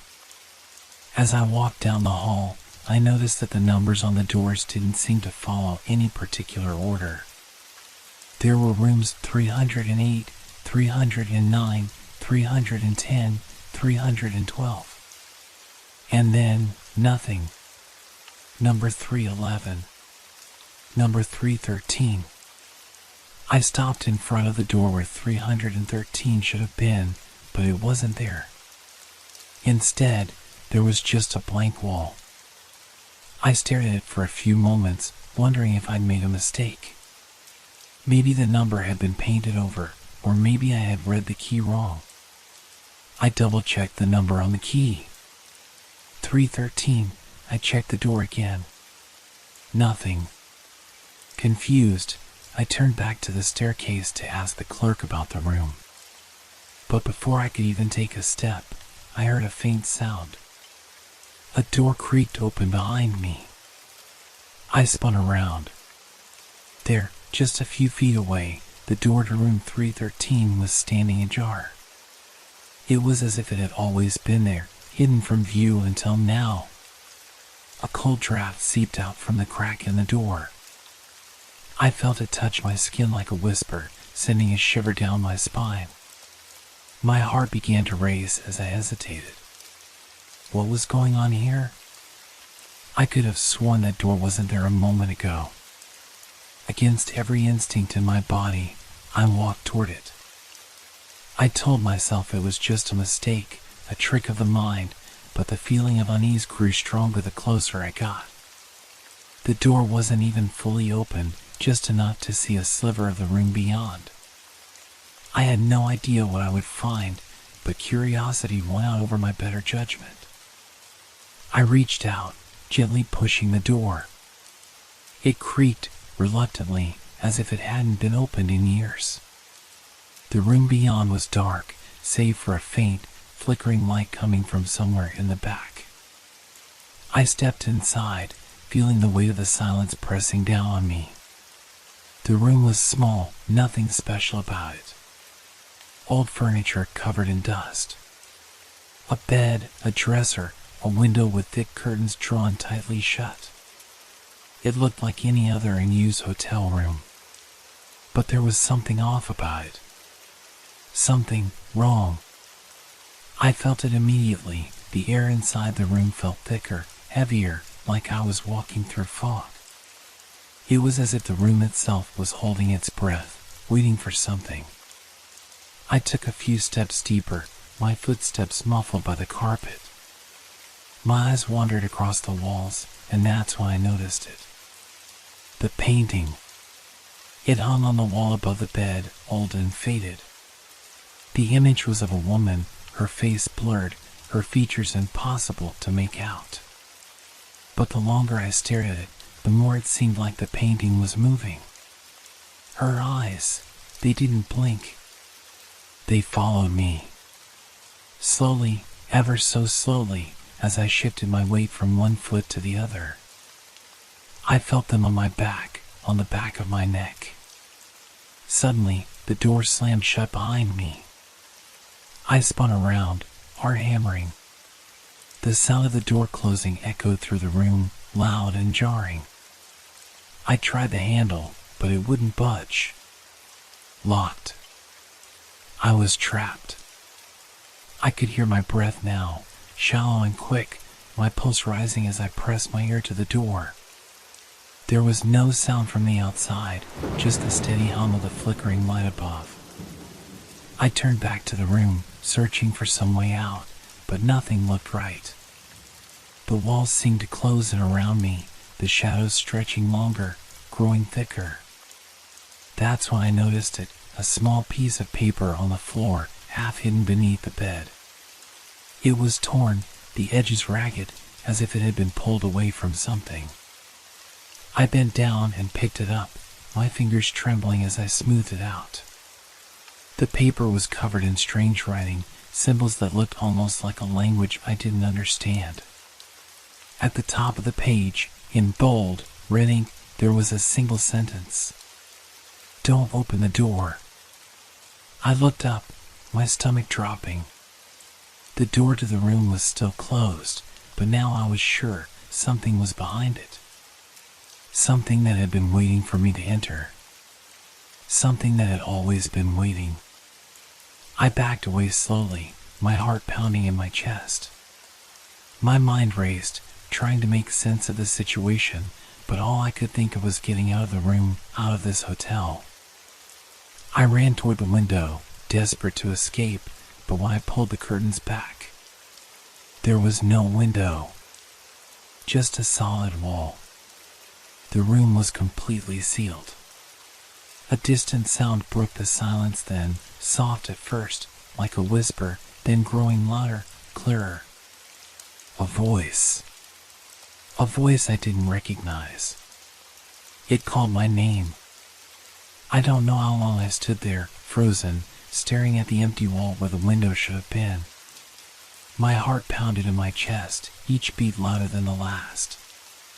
The air around me felt thick, suffocating, like I was trapped in a place that wasn't meant for living things. The voice had stopped. For a moment, I thought I had imagined it. Maybe it was the wind, or perhaps my mind was playing tricks on me after the shock of the door opening and closing. I turned around quickly, but the room felt different now. The walls seemed to shift, the corners bending ever so slightly. I could feel it, something was wrong here. It wasn't just the locked door or the missing window. It was the feeling that the room itself was alive, watching me. I tried the door again, yanking at the handle with all my strength. It didn't budge. It was like it had become part of the wall, an unmovable fixture. My pulse quickened as I backed away, panic creeping in. The light above flickered again, and the shadows in the corners of the room stretched and shifted. I looked at the painting above the bed, the one with the blurred woman's face.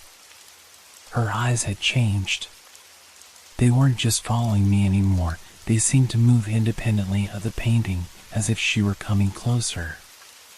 The expression on her face twisted, shifting from indifference to something darker, something hungry. I shook my head, trying to push away the rising dread. I had to focus.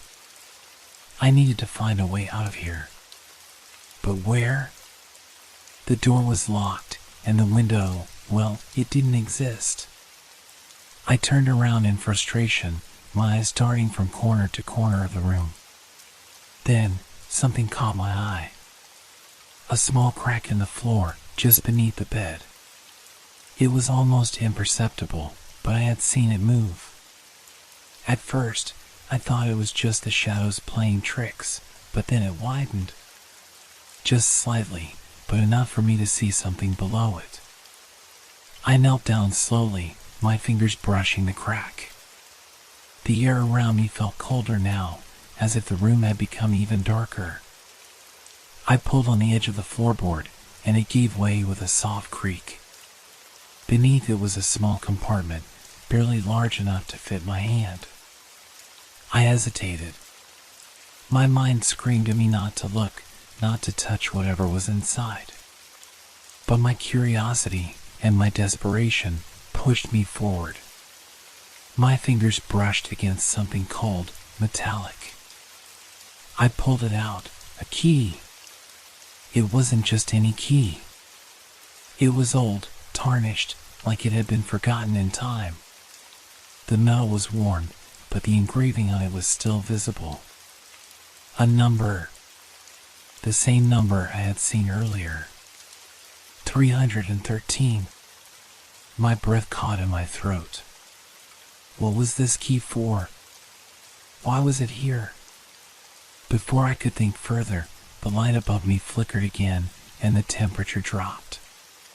The room was growing colder, more oppressive.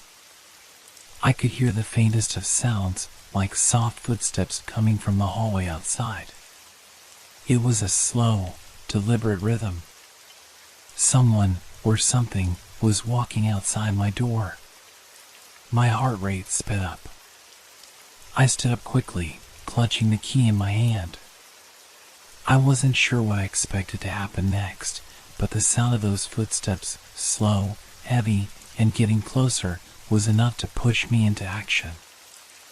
I rushed to the door again, but it was still locked. I shoved my shoulder against it, as if trying to break through, but the door didn't budge. The footsteps stopped. For a moment, everything was still. Then, there was a knock. A single, sharp knock. And another. My pulse raced, my thoughts scattered. I stepped back, looking at the key in my hand. There had to be some connection. I looked at the compartment again, the small, hidden space in the floor where the key had been. It wasn't the first time the room had revealed something unexpected. Maybe it was connected to the key, maybe there was another door, another way out. The knocks at the door grew louder, more insistent, and the air seemed to hum with an energy I couldn't understand. I was no longer just in a hotel room. I was in a place where the rules didn't apply. Something far darker was at work here, and I was trapped in it. I had to make a choice. I took a deep breath, feeling the cold air on my skin. Slowly, I turned the key over in my hand, eyeing the door. The knocks continued. And behind them, the faintest whisper, "Come in." I didn't know if I could trust what was behind that door, but I had no other choice. The room felt like it was closing in on me. I had to find the truth, whatever the truth was. I stepped toward the door, the key in my hand. And as my fingers reached for the handle, the room seemed to inhale with me, waiting for what I would do next. The key felt heavy in my palm as I pressed it into the lock. The whisper, soft but unrelenting, seemed to pulse in time with my heartbeat. "Come in." It was no longer a suggestion, it felt like an order, one that I was being forced to obey. I turned the key. It clicked, the sound echoing through the room like a loud, ominous bell. The door, previously locked, impossible to open, creaked slowly as it swung inward, revealing an inky blackness beyond. I hesitated, my hand still gripping the cold metal of the key, my breath shallow in the still air. It felt like something was waiting for me on the other side. The hallway beyond the door was empty. I could see nothing except a faint sliver of dim light from somewhere far off, just enough to highlight the sharp, angular shadows stretching across the floor. It felt like stepping into a place that shouldn't exist, no more familiar than a nightmare. I took a cautious step forward, the floor beneath me cold, hard, and unfamiliar. My pulse thudded loudly in my ears as I moved deeper into the hallway, the door creaking closed behind me. A low hum vibrated through the walls, like an electrical current pulsing just below the surface. The air was thick with an unspoken presence, and every step I took felt as though the very building was alive, watching, waiting. There was no sign of anyone else. No movement, no sound. Just the unnerving hum and the quiet, almost imperceptible scuff of my shoes against the floor. The silence was suffocating, and yet, the longer I stood in it, the more I began to feel that the silence itself was part of the danger. A door at the end of the hallway caught my eye, slightly ajar. I hadn't noticed it before. It wasn't there when I first entered the room, and now it was calling to me like a beacon in the dark. Something about it was wrong, out of place, but I had no choice but to move toward it. Each step was slow, deliberate, as though the ground beneath me might shift at any moment. The hum grew louder, more insistent.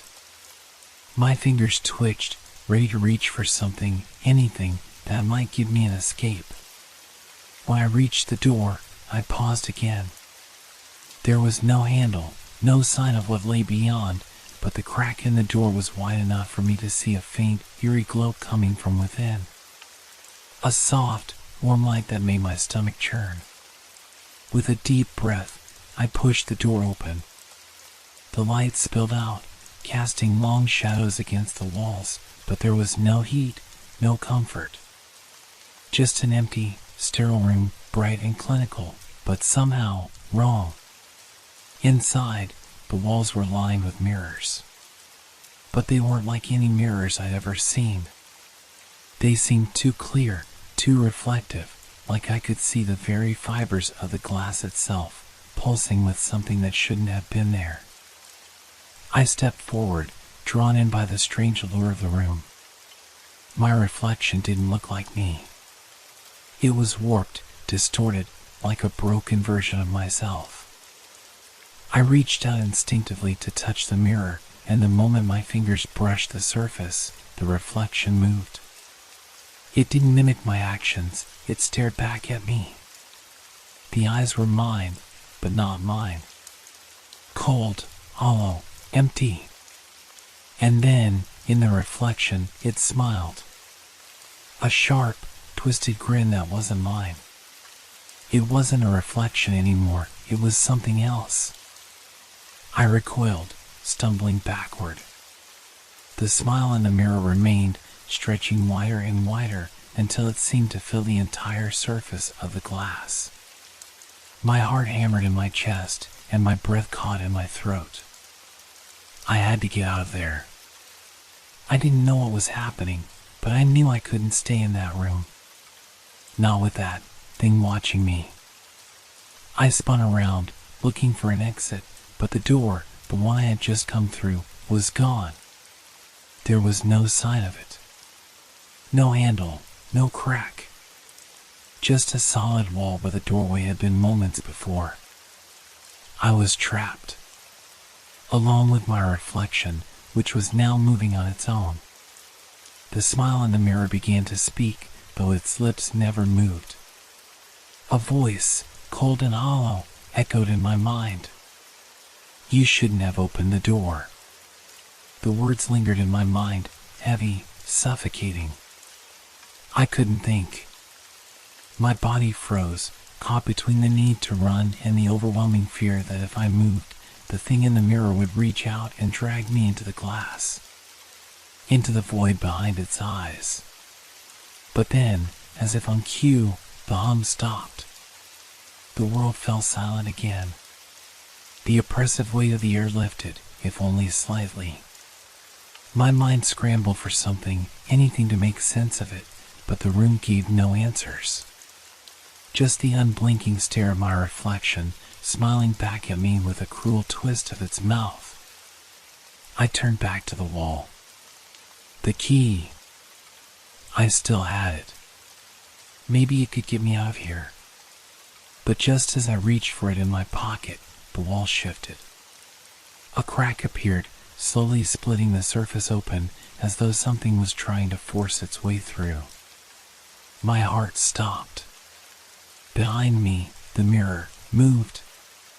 The mirror trembled, its surface rippling like water disturbed by an unseen hand.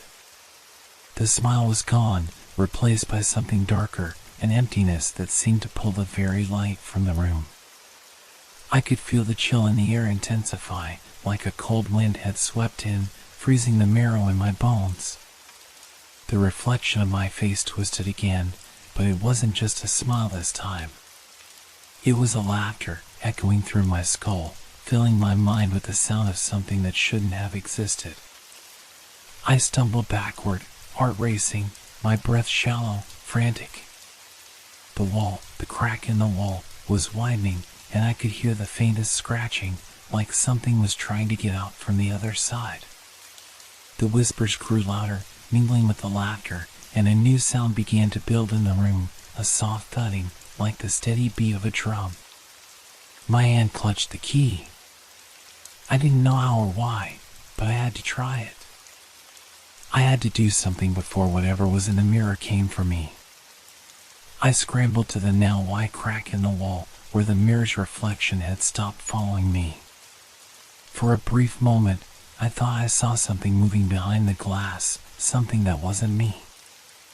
I slid the key into the crack, my hand shaking so violently that it was a miracle the key fit at all.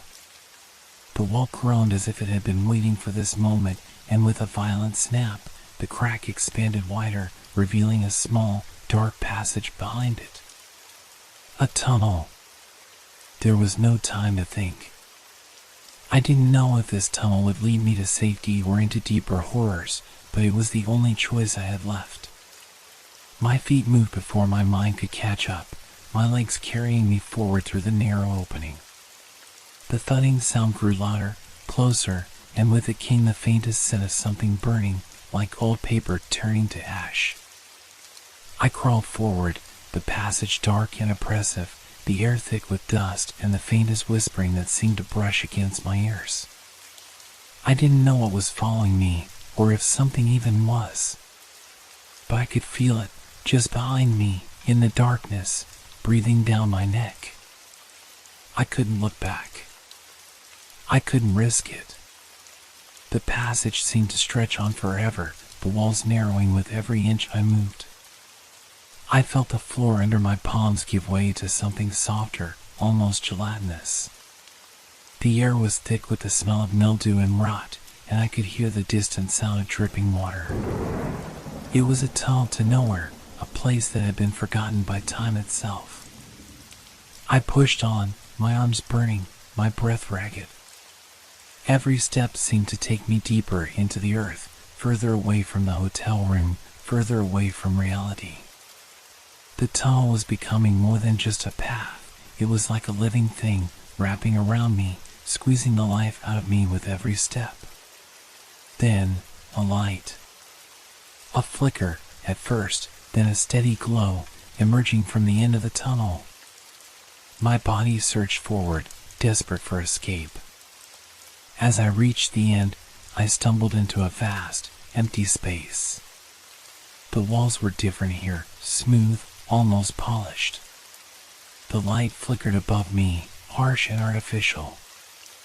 I looked around, disoriented, and I realized I was no longer in the tunnel. I was in another room. But this room was unlike anything I had ever seen. The walls stretched high above me, and the floor was covered in a strange, pulsating pattern, like veins running across the surface. The air was thick, heavier than anything I had ever breathed. The faint hum from earlier was louder now, almost deafening. It was the sound of something ancient, something that shouldn't be. I took a step forward, and the floor beneath me shifted. The veins in the floor moved, like living tendrils, shifting with my every move.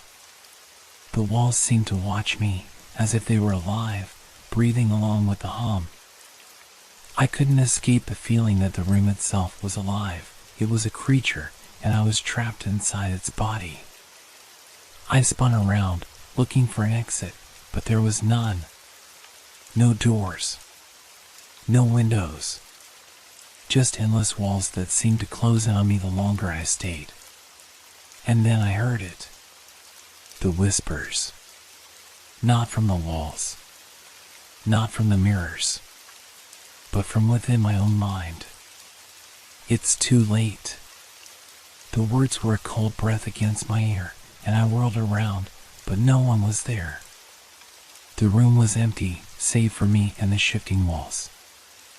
I could feel my sanity slipping, like a thread being pulled from my mind.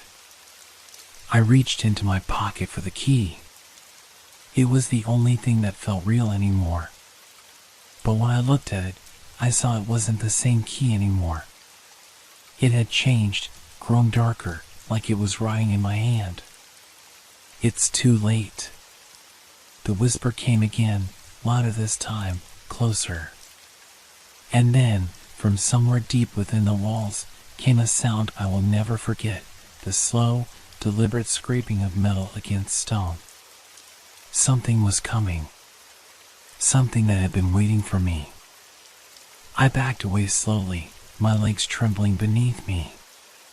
The key was the only thing I had left, and it felt like the only way out. But even as I turned to face the wall, hoping for some sign of an exit, I could feel the temperature drop. The air grew heavier. The walls pulsed with an insidious energy, and the whispers grew into full voices, voices that weren't my own. And then, with a sickening lurch, the floor beneath me cracked open. I fell into darkness, the floor beneath me crumbling away as the room shattered in pieces. The sound of my own screams echoed in my ears, but the closer I got to the ground, the less I could hear. The weight of the fall was too much for my body to comprehend. And just when I thought I would hit the ground, everything stopped. The world seemed to hold its breath. I opened my eyes, but there was nothing to see. It was pitch black, utterly void of light. My heart raced, and I could feel the pulse in my temples, the cold sweat on my skin. I was disoriented, dizzy, like I had fallen into a void where time didn't exist. My mind was scrambling for answers, but everything was silent. Not the usual silence, though. It was unnatural. Complete. It suffocated me, pressed in on me from all sides, and I could barely breathe under the weight of it. But then, there was a shift. a presence, something in the air. I turned instinctively, but it didn't matter. There was nothing to see in the darkness. No walls, no floors, no doors. Just me and the oppressive nothingness. The whispers were gone now, replaced by an ominous hum that filled my head, vibrating through my bones. The sound had no direction, no source. It was everywhere, yet nowhere. My mind reeled, trying to process what had happened. The hotel, the mirror, the cracked walls, the strange room, it all felt like a nightmare that had never ended. But this was different. This was something else. And then I felt it. A subtle shift, like the air had thickened even more. A feeling creeping in from all around, like fingers brushing lightly against my skin, though I couldn't see anything. I shuddered, but my body felt like it was frozen in place. My mind screamed at me to move, to escape, but my legs wouldn't respond. I was paralyzed by fear. It was then that I noticed something strange. A low glow started to emerge from nowhere. At first, it was faint, almost like the distant flash of a far-off light. But the longer I stood there, the stronger it grew. The dark around me didn't seem so absolute anymore. The glow pulsed, slow, rhythmic, like the beating of a heart. And then, from within that glow, something began to form. A shape, indistinct at first, but slowly coming into focus, as if it had been waiting for me to notice. My breath hitched in my chest. It wasn't a person. It wasn't even a creature. It was a figure, a silhouette that stretched endlessly upwards, as though it were not bound by any form of reality I knew. The glow intensified, becoming blinding, and I had to shield my eyes. A hum grew louder, vibrating through my chest, deep in my core. My pulse quickened, and for the first time since this nightmare had started, I felt a deep, undeniable dread. This wasn't just a room. This wasn't just some forgotten corner of reality. This was something else. The figure shifted, its outline sharp, jagged, like it was carved from the light itself. And as it moved, I felt the walls of the space, the very fabric of the void, closing in on me. But this time, it wasn't the darkness. It was the light itself, wrapping around me like a net.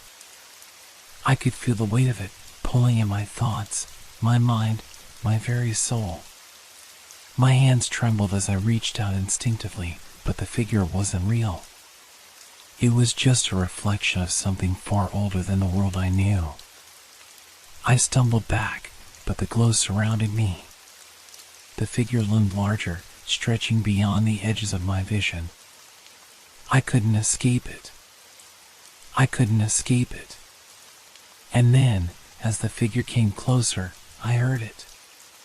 A voice, low and resonant, not from the figure itself, but from all around me. It didn't speak in words, but in thoughts. The thoughts invaded my mind, suffocating every other thought I had left. The voice spoke of things I couldn't understand, things I didn't want to know. You were never meant to find this place.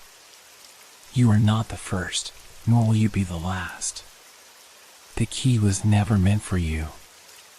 But you came anyway.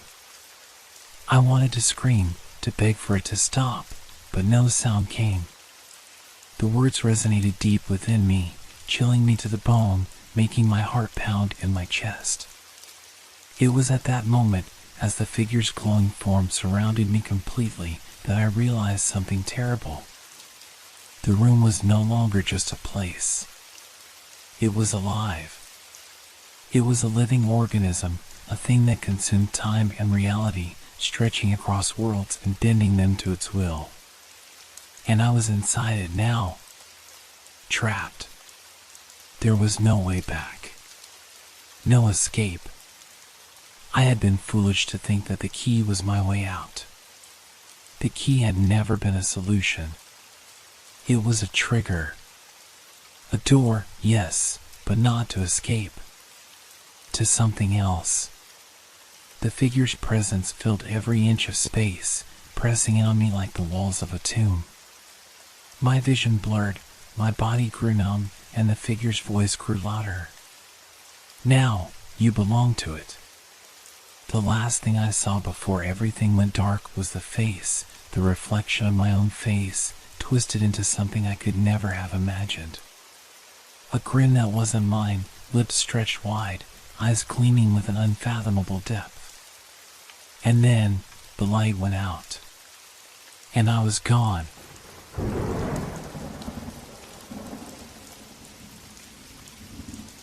I woke up one night to a sound that I couldn't quite place, something soft, like a gentle tapping.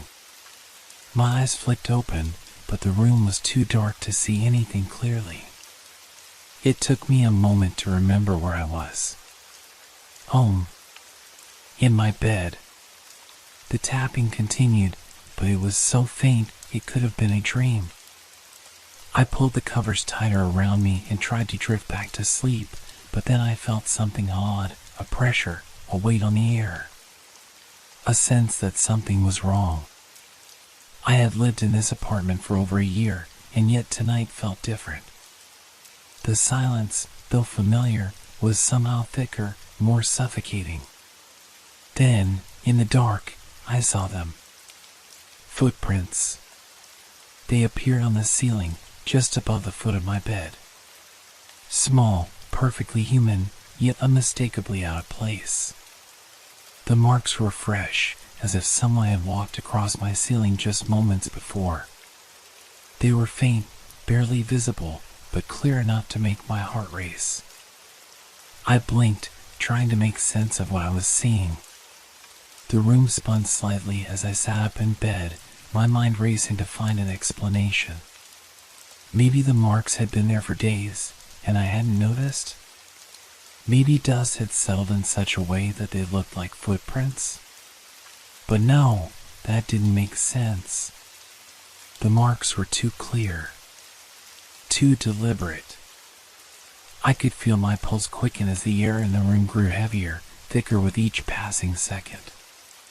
It was as if the walls themselves were closing in, as if something was lurking just out of sight, waiting to reveal itself.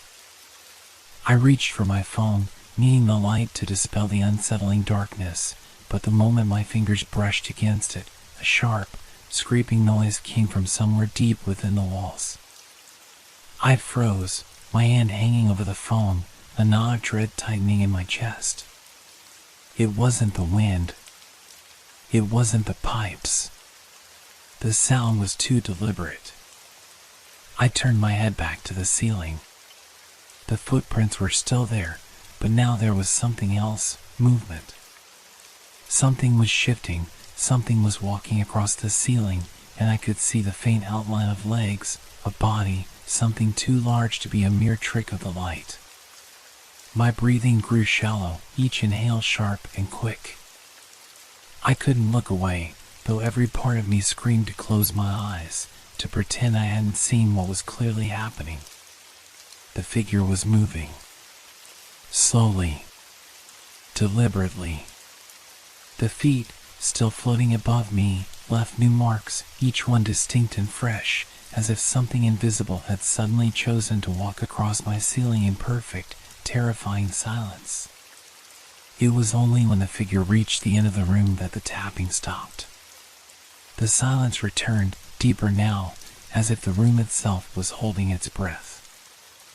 I blinked, and the marks were gone. The ceiling was empty once more. But the sound remained. A faint rustle, like footsteps on dry leaves. They were coming closer now, moving toward the bed.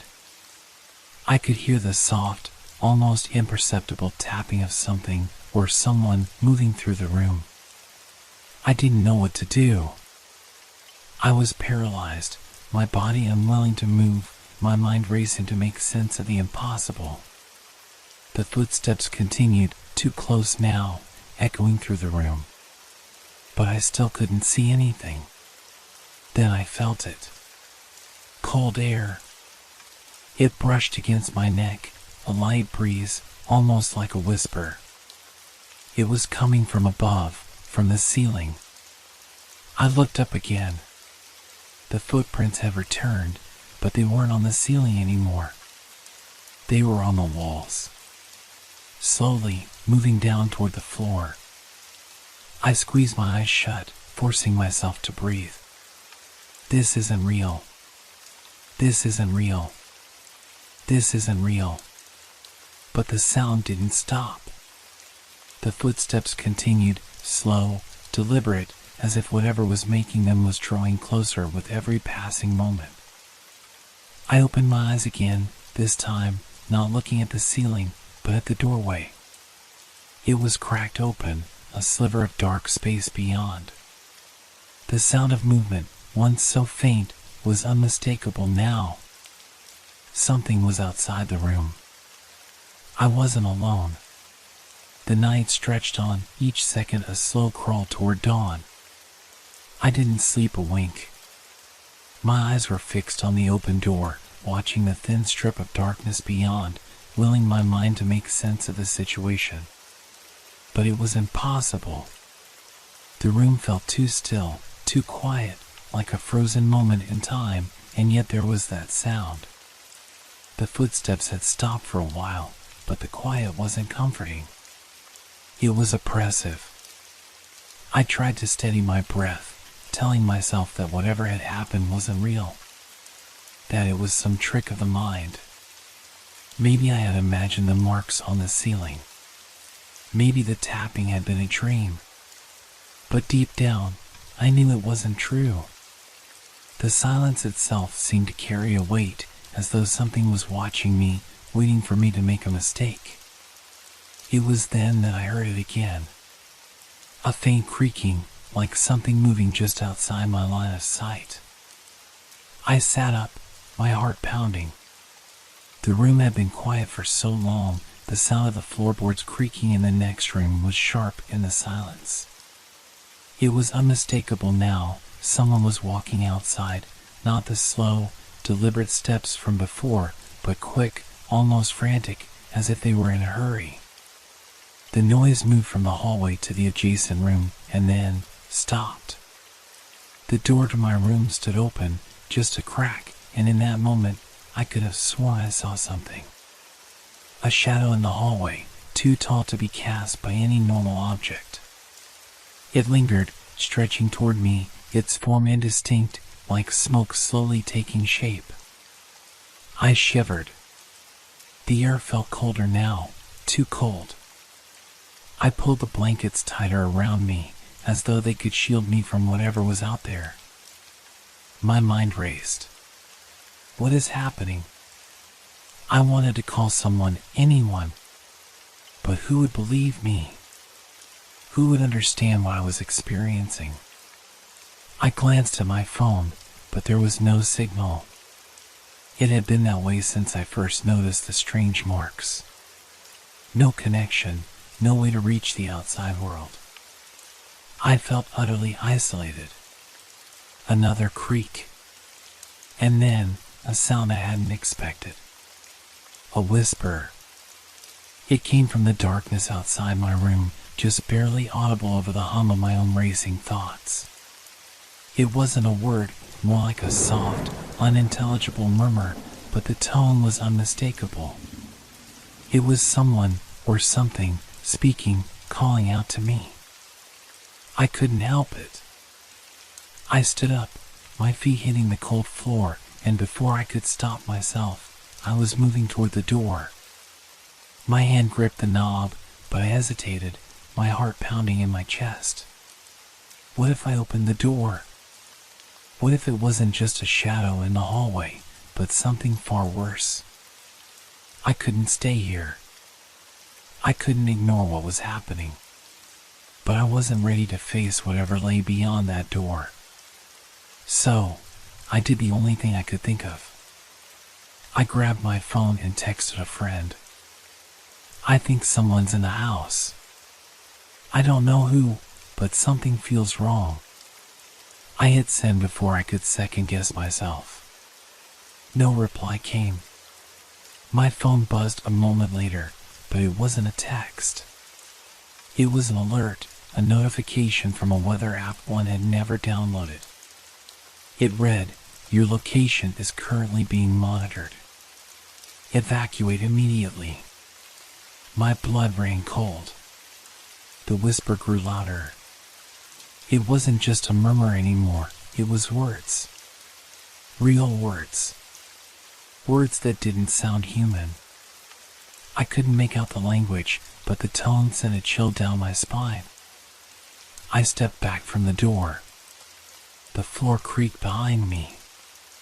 I spun around, and there, just beside my bed, was a shadow. A figure, tall and thin, almost stretched out of shape, its face obscured. It stood still, like it was waiting for me to acknowledge it. I couldn't breathe. The whispering stopped. The figure didn't move. I didn't know what to do. I could feel my legs shaking, but I couldn't force them to move. All I could do was stare. The figure stepped forward. And then I saw it, the faintest impression of footprints on the floor. The footprints were strange, faint, almost as if someone had walked through dust that didn't exist. The shape of the feet was distorted, elongated, and yet somehow too precise. Each mark left behind seemed to pulse with a life of its own, glowing faintly in the dim light. They led from the shadowy corner to the edge of my bed, stopping just short of where I stood frozen. I could hear my own breath, shallow and quick. My mind was racing. There had to be an explanation. My eyes darted back to the figure standing in the corner. It hadn't moved an inch, and yet the air around it felt heavy, thick with the weight of something unseen. The floor creaked again, but it wasn't just the house settling. It was deliberate, as if something, or someone, was moving across the room. I couldn't bring myself to turn away from the figure. It was watching me, or at least, that's what it felt like. The air seemed to grow colder by the second, my skin prickling with the sensation of being trapped in a room that no longer felt like my own. I backed away slowly, not taking my eyes off the thing in the corner, but my foot caught the edge of the bed. I gasped and spun around, now facing the direction of the door, my hand instinctively reaching for the knob. But before I could touch it, the whisper returned. It wasn't the same as before. This time, it was louder, more insistent. Stay. It wasn't a request, it was a command. I froze. The voice wasn't coming from the figure, but from everywhere. It felt like it was inside my head, like it was something that had been there all along, waiting for the right moment to make itself known. I spun around again, my pulse hammering in my chest, but the figure was gone. The corner was empty. I blinked, unsure if I'd imagined it. I was breathing heavily now, my hands trembling.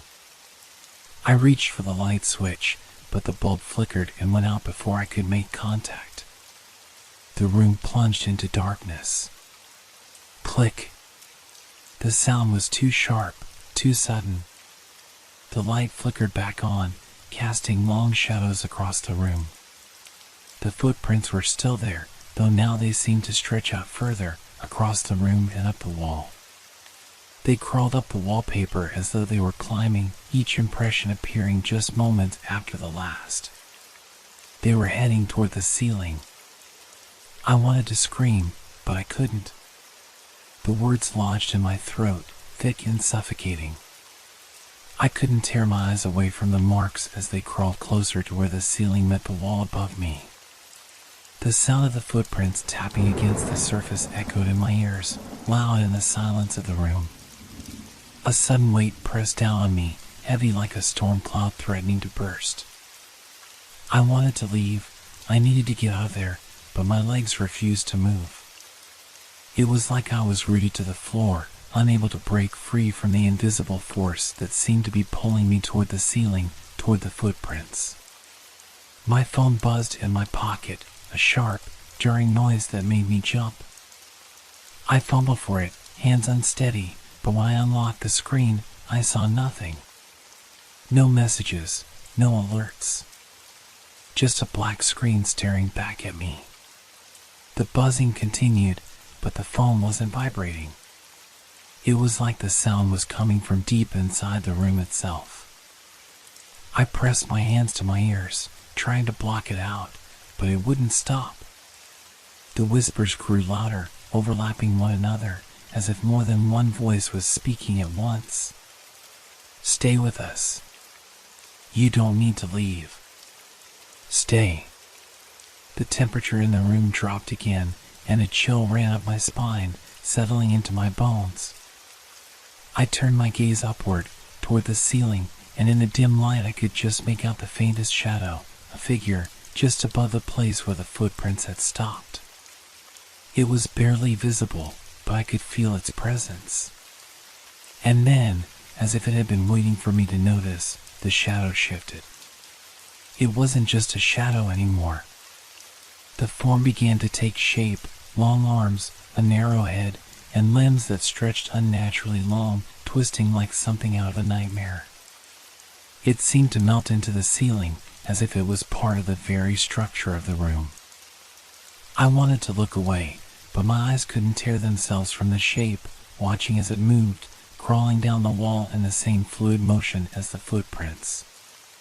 It moved. The last thing I remembered before everything went black was hearing the unmistakable sound of footsteps, slow, deliberate, as if someone was walking across my bed. I woke up with a start, gasping for air as if I had been drowning. My head was spinning, and my body felt heavy, like I'd been asleep for days. The room was still, the silence pressing down on me like a weight. I sat up quickly, blinking against the dim light filtering through the curtains. The first thing I did was look at the ceiling. The footprints were gone, but the feeling of them lingered. The air still felt thick, heavy with something I couldn't name. I could still hear the echo of those footsteps in my mind, the unnatural way they had crawled across the walls and ceiling.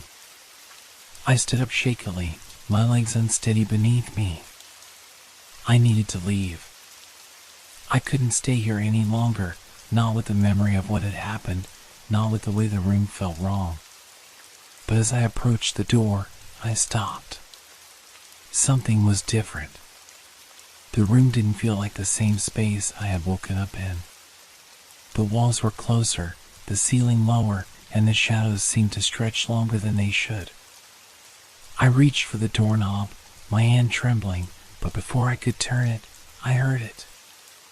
A soft, almost imperceptible rustling sound, like someone was standing just behind me.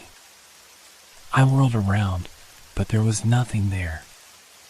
I took a deep breath, trying to steady myself, but the sensation of being watched was overwhelming. It felt like there was something in the room with me, something that wasn't quite visible but was still there, hovering just beyond the edge of my vision. I knew I had to get out of the room. I twisted the doorknob and pulled the door open, stepping out into the hallway. It was eerily quiet, the only sound my own breathing, ragged and uneven. I felt as though I was walking through a dream, everything distorted and out of place. As I made my way down the hallway, the hairs on the back of my neck stood on end. Every door I passed seemed to be watching me, the shadows behind them deep and unnerving. I tried to shake off the feeling, but it was impossible. It was like something was lurking in the darkness, waiting for me to turn around, to acknowledge it. I reached the staircase and started down, my footsteps echoing in the silence. The house felt colder now, the air thicker, as though the very walls were closing in on me. The floor creaked under my weight, but the sound was muffled, swallowed by the quiet. I reached the bottom of the stairs, but as I glanced around, I froze. There, at the far end of the hallway, was a figure. It was standing perfectly still, just out of the reach of the light, its face hidden in shadow. I couldn't make out any details, just the shape of a person standing motionless. My heart thudded in my chest, and for a moment I considered running. But my legs wouldn't move. I was rooted to the spot, unable to tear my gaze away from the figure. Then, without a sound, it took a step forward. I gasped, stumbling backward, but still, I couldn't move fast enough to escape. The figure was coming closer, each step deliberate, slow. Its face remained hidden, but I could feel its presence, feel the weight of it pressing down on me. I couldn't breathe. I couldn't think. All I could do was watch as it drew closer. And then, just as it was about to reach me, it stopped. The silence stretched out, unbearable. I opened my mouth to speak, to scream, but nothing came out. My voice was lost, trapped inside my own throat. The figure raised one hand, pointing toward the hallway behind me. I turned, slowly, my eyes widening with horror. There, just a few feet away, were the footprints. But this time, they weren't just on the ceiling. They were on the walls, on the floor, covering every surface in the room. The footprints were everywhere. And then I heard it, the soft rustling sound again, followed by a whisper. It was a voice, low and slithering, as though it was coming from the very walls themselves. "You can't leave." The words echoed in my head, growing louder with every passing second. The air felt thick with dread, suffocating me. I could feel the walls closing in, the room becoming smaller, more claustrophobic with each breath I took. I turned back to the figure, but it was gone. The hallway was empty. I wasn't sure how long I stood there, paralyzed, before I managed to move again. My legs were weak, but I forced myself to keep walking, moving down the hallway, trying to escape the nightmare that had consumed the house. But as I reached the door to the outside, I heard it again. The whisper. "You can't leave." I spun around, but there was no one there. The room was silent once more, the house still.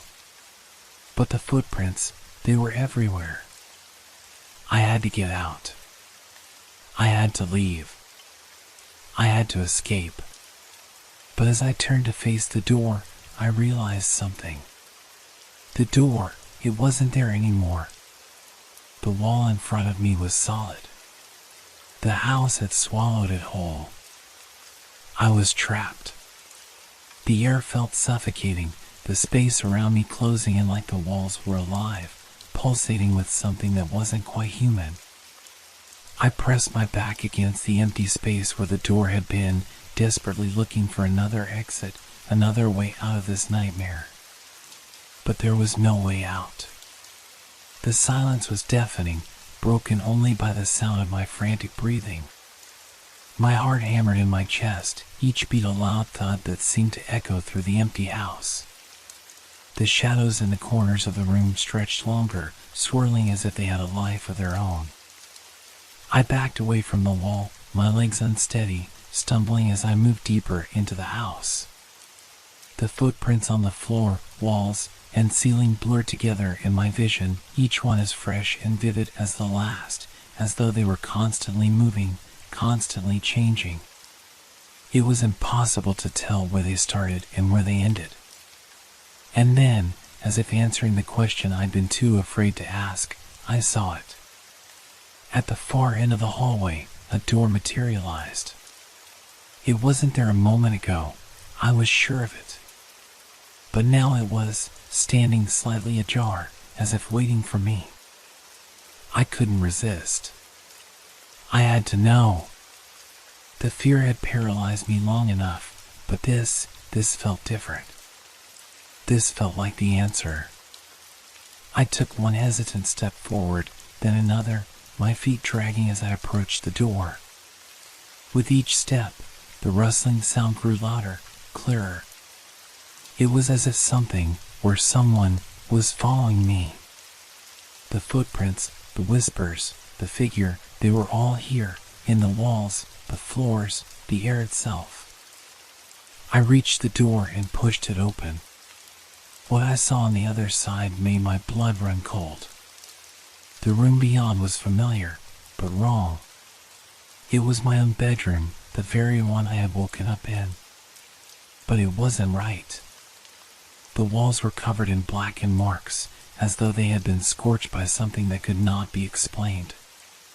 The air was thick with the scent of decay, and the bed where I had slept just hours ago, was twisted, contorted, as if someone had tried to claw their way out from under it. The footprints were there, too. But they weren't just on the ceiling or walls anymore. They were on the bed, leading toward the center of the room, and they seemed to be growing, spreading, as if something was moving in all directions at once. And then I saw it. A figure, crouched in the center of the room, its back hunched, its arms wrapped tightly around its knees. I couldn't see its face, only the outline of its shape in the dim light, but I knew it was aware of me. I could feel its gaze, cold and unyielding, as if it was staring straight through me. The rustling noise, the sound of movement, came again. Only this time, it wasn't in the walls. It was right behind me. I whipped around, heart racing, but there was nothing there. Nothing but the empty hallway. I could feel the panic rising in my chest, but I couldn't look away from the figure in the room. Something about it called to me, drew me in despite the terror that gripped my every muscle. I stepped forward, trembling, my mind screaming at me to stop, to turn around, to run. But I couldn't. The figure moved.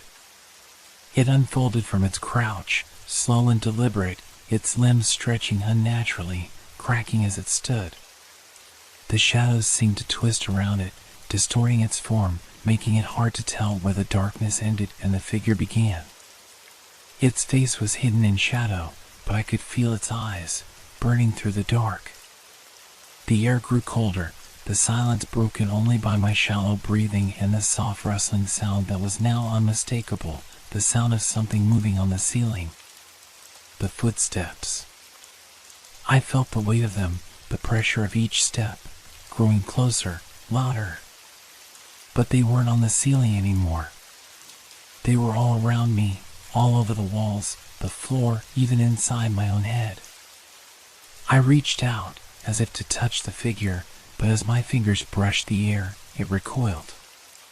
The figure's shape began to shift, its outline flickering between forms I couldn't comprehend. Faces, distorted and familiar, flashed in and out of view, mouths opening and closing in silent screams. The rustling grew louder, more frantic, like the sound of hundreds of feet moving, swarming, closing in on me. I staggered back, but the door was gone. The room was shrinking, the walls pressing in, as though the house itself was closing me in. The whispers began again, louder now, a chorus of voices overlapping one another, their words indecipherable but filled with a terrible urgency. "You're not supposed to be here." The figure in the center of the room reached out, its hand extending toward me. Its fingers were long, impossibly thin, and its touch, cold, like the grave. I couldn't move. I couldn't speak. The terror held me in place, freezing my body as the darkness closed in around me. And then, as the figure's hand brushed against my skin, everything went black. When I woke up, I was lying on the floor of my own bedroom. The room was empty. No footprints. No figure. No whispers. It was as if nothing had ever happened. But as I stood up and looked at the walls, I saw something that made my blood run cold. A single footprint, fresh and wet, appeared on the ceiling above me. I had never left.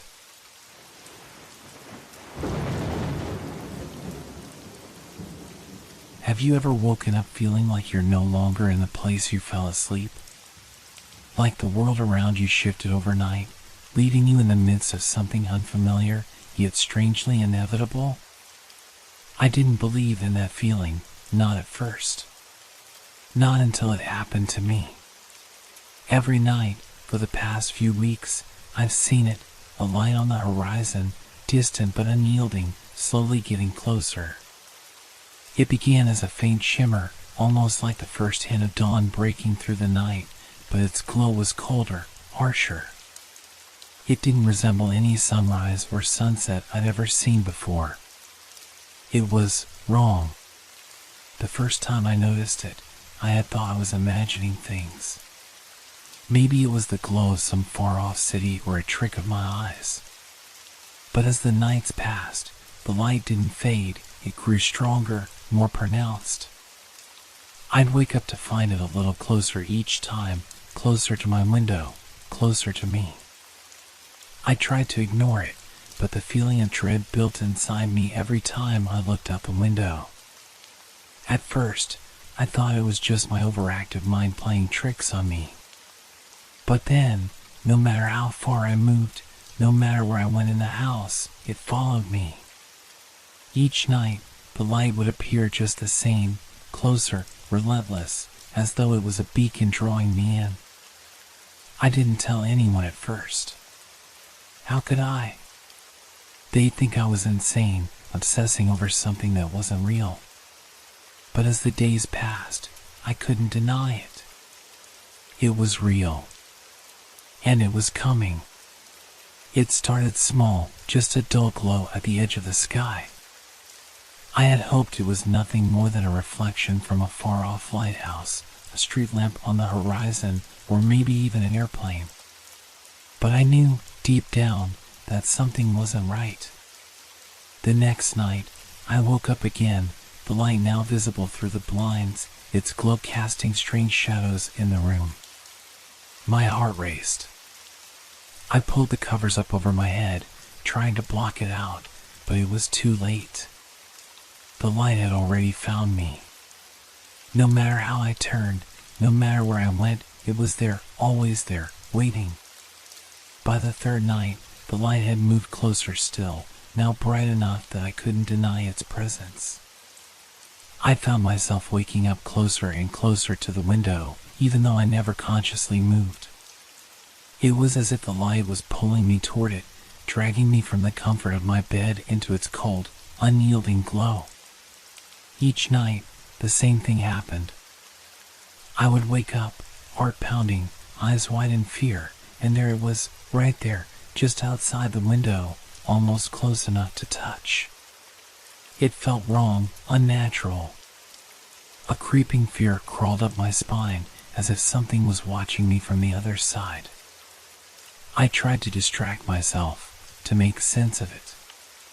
It had to be some sort of natural phenomenon, right? Maybe a weather pattern, some kind of atmospheric effect, I thought. But each night, the light only grew brighter, more intense. It wasn't fading. It wasn't disappearing. One night, I decided to confront it. I threw on a jacket, grabbed my keys, and headed outside. The cold air hit me, sharp and biting, as I stepped onto the porch and looked out into the night. The light was now so close that I could see it clearly.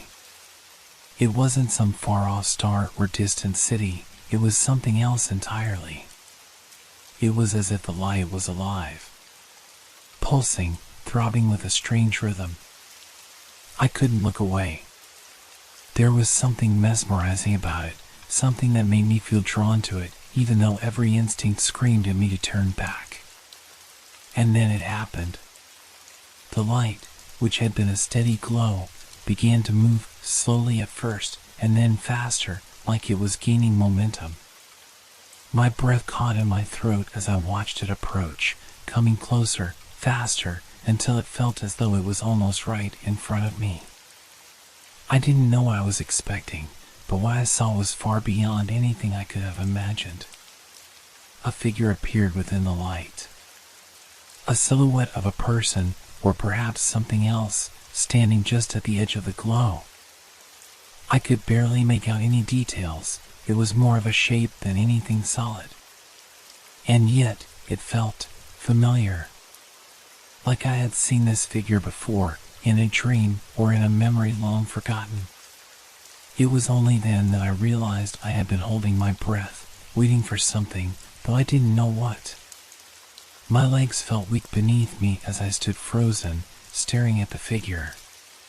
The light continued to move toward me, and I could feel the pressure building, an unbearable weight pressing down on my chest.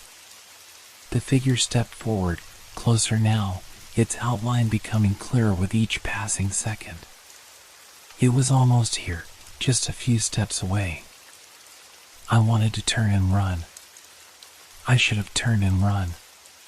But I couldn't. I couldn't tear my eyes away from it. And then, before I could take another breath, the world went black. When I woke up, I wasn't on the porch anymore. The first thing I noticed was the overwhelming silence, a kind of stillness that made my skin crawl. There was no hum of the usual nighttime sounds, the distant barking of dogs, the rustling of trees in the wind, the faint sound of a car passing by. It was as if the world had stopped moving altogether. I sat up, my heart pounding in my chest. My eyes snapped open, searching the familiar room. It was my bedroom, but it didn't feel like it. The walls, the bed, the windows, all of it felt off, like something had shifted in the fabric of reality itself. The light was gone. The room was dim, bathed only in the faint glow of moonlight seeping through the blinds. But that wasn't what bothered me. What bothered me was the lingering sensation of something being just beyond my reach, something that I couldn't explain. I felt watched. I rubbed my eyes, shaking off the feeling, but it didn't go away.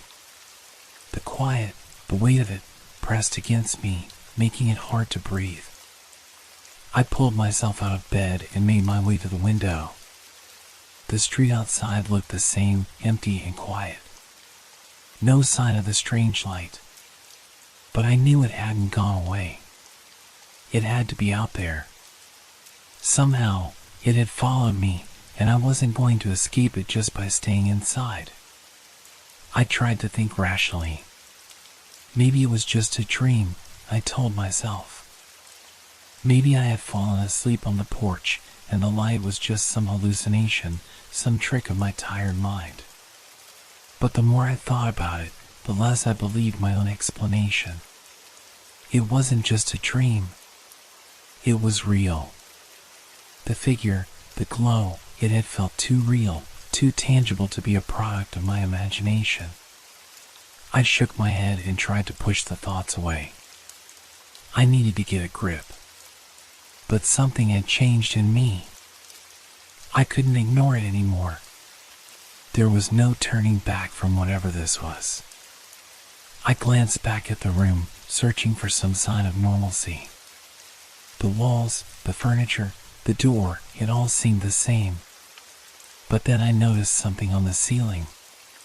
A shadow. No, not a shadow, footprints. Clear, distinct footprints on the ceiling. I froze. The prints were small, as though they belonged to someone who had been walking on the ceiling. They were fresh, too. I could see the faint outline of what appeared to be bare feet, leaving marks as if the person had walked right above me while I slept. I stepped back, my breath catching in my throat. The air felt thick with unease. It didn't make sense. No one could have been on the ceiling. It wasn't possible. I stumbled backward, my feet hitting the bed as I tried to distance myself from the ceiling. My head was spinning, thoughts colliding in a mess of confusion and fear. There was no explanation for it, but I knew one thing for certain: the light wasn't the only thing that was following me. I backed up further, reaching for the door, my eyes never leaving the strange prints above me. Every part of my mind screamed for me to leave, to get out of the house, to escape whatever was haunting me. But I was paralyzed. I didn't know where to go, what to do, or how to even begin to fight whatever this was. Suddenly, I heard a sound. A creak. It was faint at first, like a floorboard shifting, but then it became clearer. The sound of something, or someone, moving through the house. I held my breath, my ears straining to hear. The footsteps were soft, almost tentative, as if someone was creeping through the house, testing each step. I wasn't alone. I had to leave. But my legs felt like they were made of lead. I forced myself to move, inching toward the door, my eyes darting to the footprints above me one last time. I reached the door and yanked it open, only to be met with the cold, oppressive silence of the hallway. My heart raced as I stepped into the hallway, my eyes scanning every corner, every shadow, for any sign of movement. There was nothing. Just the same eerie quiet that had enveloped the room. But I knew better than to think I was safe.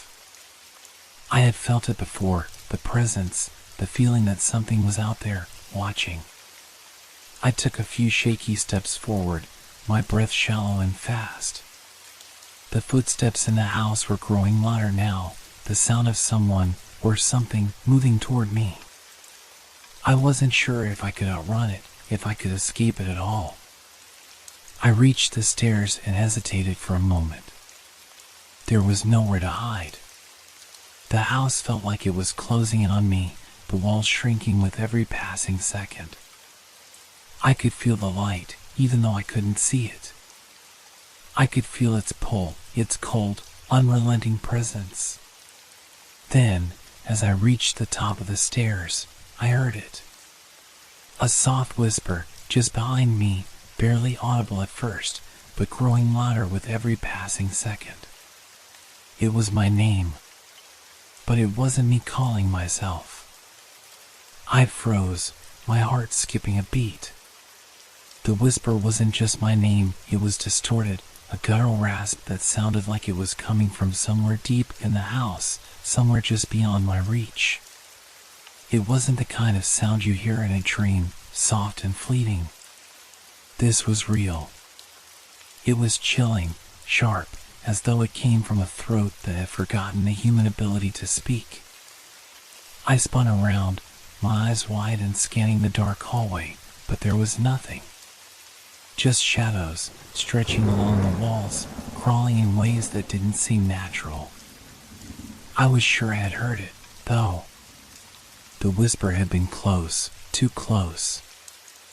I gripped the banister tightly, my fingers shaking, trying to ground myself in something solid. The house felt alive.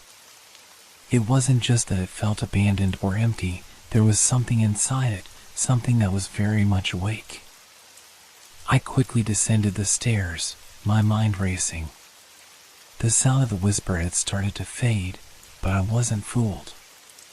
Whatever it was, whatever this presence was, it had followed me here, and it wasn't going to leave. It was getting closer. The feeling of it was palpable, pressing in on all sides, like a weight I couldn't escape.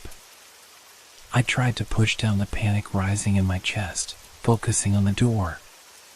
The front door. If I could just get outside, I could breathe again. I needed to get away from the house.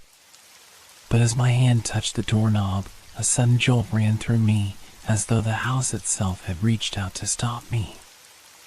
I froze again, my fingers still on the knob. The door wasn't locked. But the air around me, it shifted. The silence became suffocating, and the temperature dropped, a chill crawling up my spine. It felt like something was just behind me, waiting, ready to strike. I whipped around, my eyes scanning the dark hallway again. And then I saw it, just at the edge of my vision, a faint glow. Not from outside, but from within the house. A pale, almost sickly light, flickering like a dying bulb, coming from the farthest room. The same place I had never been. The same place I had always avoided. The light on the horizon. The one I had seen each night. It was inside. I swallowed hard. The fear I had tried to ignore was now real, raw, suffocating. I couldn't just run. I couldn't ignore it anymore. The light was here, and it wasn't going away. It had come for me, whether I was ready or not. I hesitated for a moment. My mind screamed for me to leave, to break the chain of whatever had started this. But my body moved of its own accord, taking me towards the light, towards that room. My heart was hammering in my chest, but I couldn't stop myself. I had to see it. I had to understand. With every step I took, the glow grew stronger. The silence around me pressed tighter, and the darkness seemed to move, curling like smoke along the floor. The glow was blinding now, a harsh white light that pushed against the walls, threatening to overtake the house. I reached the door. It was just a door. Simple, wooden, with a faded brass handle. But the air around it was thick, heavy, like something ancient was held just behind it. I didn't want to open it. I didn't want to know what lay beyond it. But I knew that if I didn't, I would never be able to escape the pull of the light. I reached for the handle.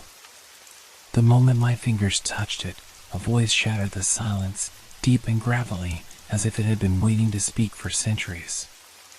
"Don't open it." The words echoed in my ears, cold and threatening. They were unmistakable.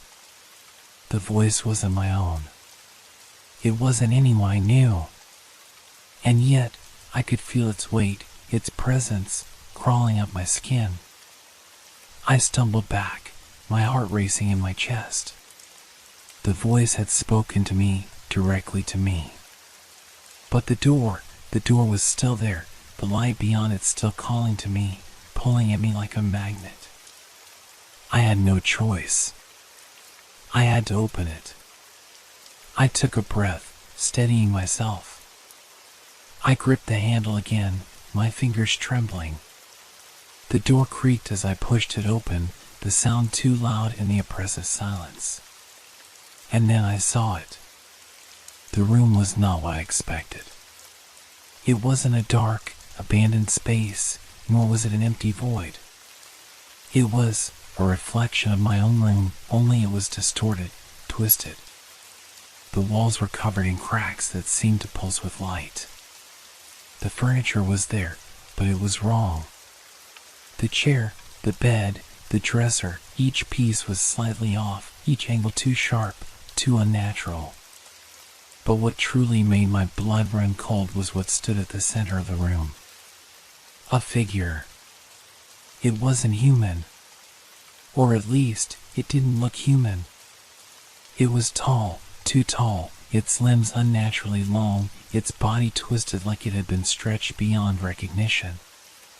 It stood in the center of the room, its back to me, staring into the mirror that was cracked, jagged across the floor. The figure didn't move, but its presence was suffocating.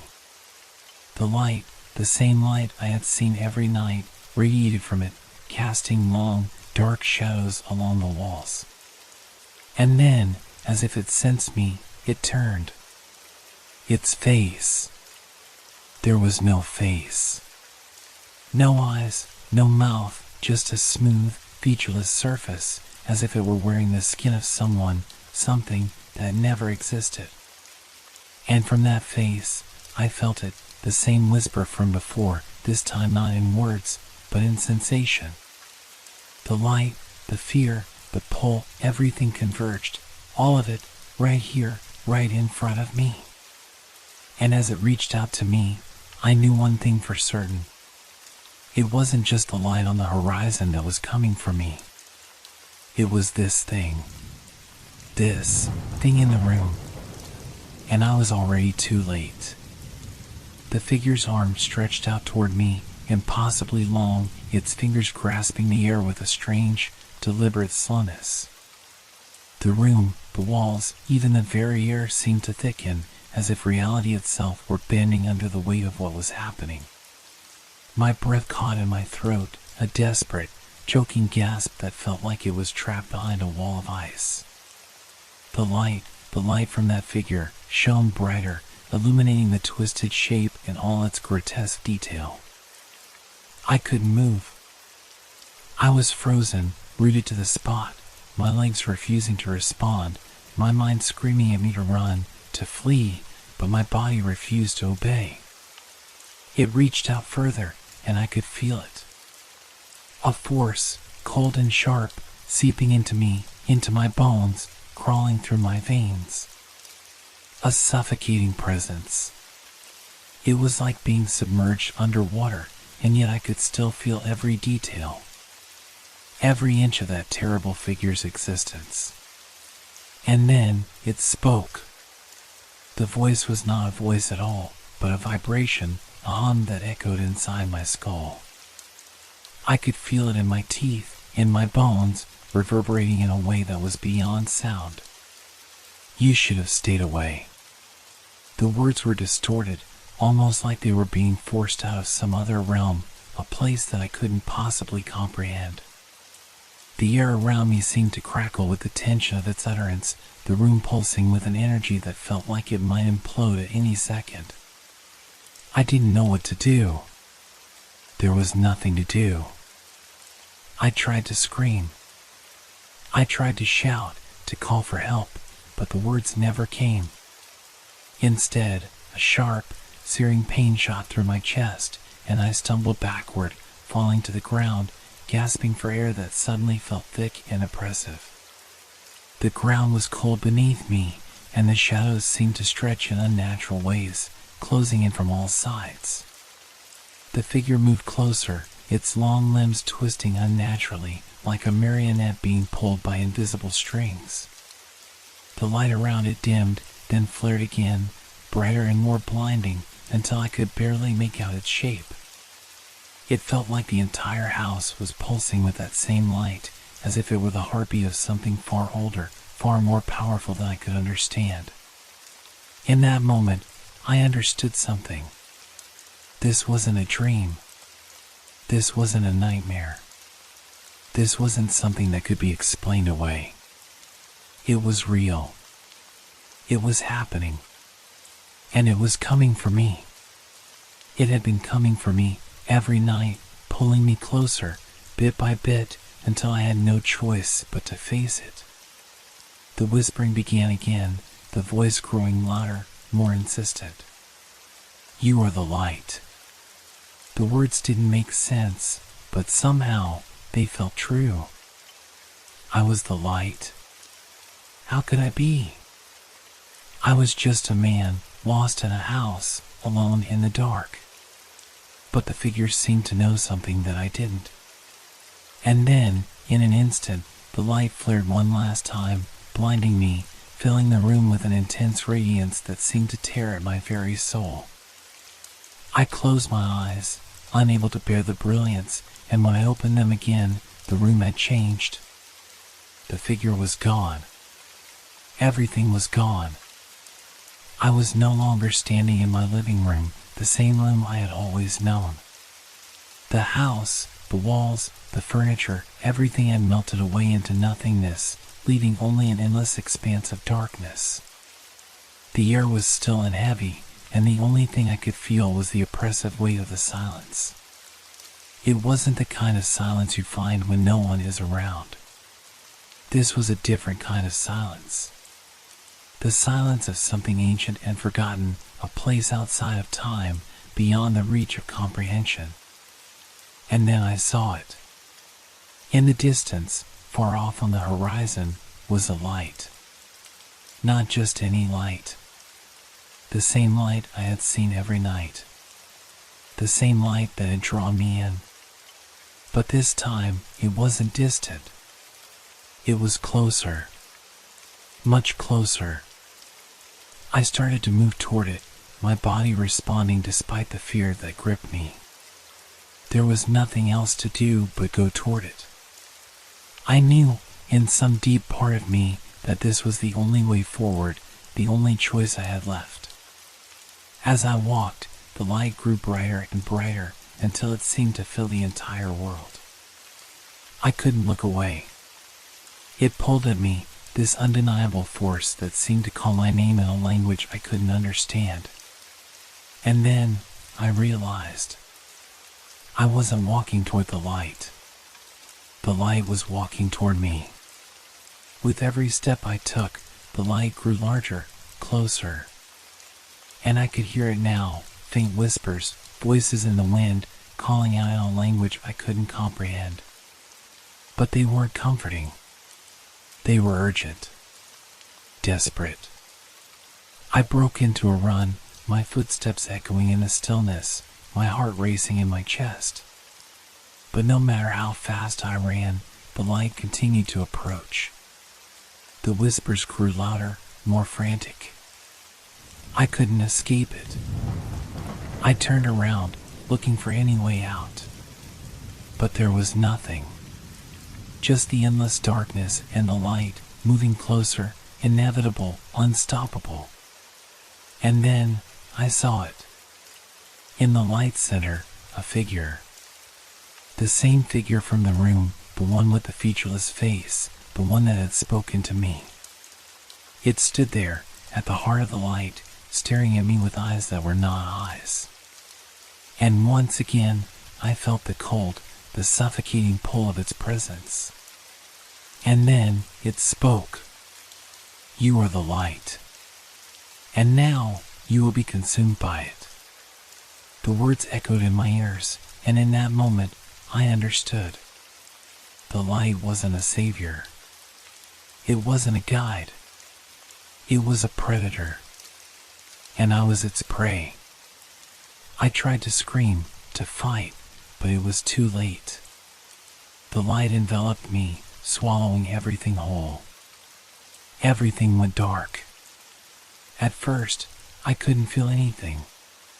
There was no ground beneath me, no walls around me, no air. Just an overwhelming void that swallowed up everything I had ever known. The darkness was so complete, so absolute, that it felt like I had been erased, as if I never existed at all. Then, I felt it. A pressure. It was subtle at first, like the weight of 1,000 thoughts pressing down on my chest. But it grew, expanding, suffocating, until I couldn't breathe. I gasped, trying to inhale, but it was as though my lungs had been sealed shut. I struggled to move, but my body refused to obey. I was trapped in this endless, empty nothingness. And then the whispers came. They were soft at first, like a murmur in the distance, but as they grew louder, they became clearer, sharper. Words, disjointed and fragmented, echoed around me, filling the void. They weren't comforting. They weren't even words I could understand. It was a language that gnawed at my mind, scraping away at the edges of my sanity. You belong to the light. The light is in you. You cannot escape. The voices were all around me now, growing louder with every passing second. I wanted to scream, to cry out, but the sound of my own voice felt foreign, distant, as if it didn't belong to me. The darkness tightened its grip, and I felt like I was being pulled apart from the inside out. And then I saw it again. The light. That same light from before. It was at the edges of the void, creeping toward me like a slow tide, its radiance growing stronger with every passing moment.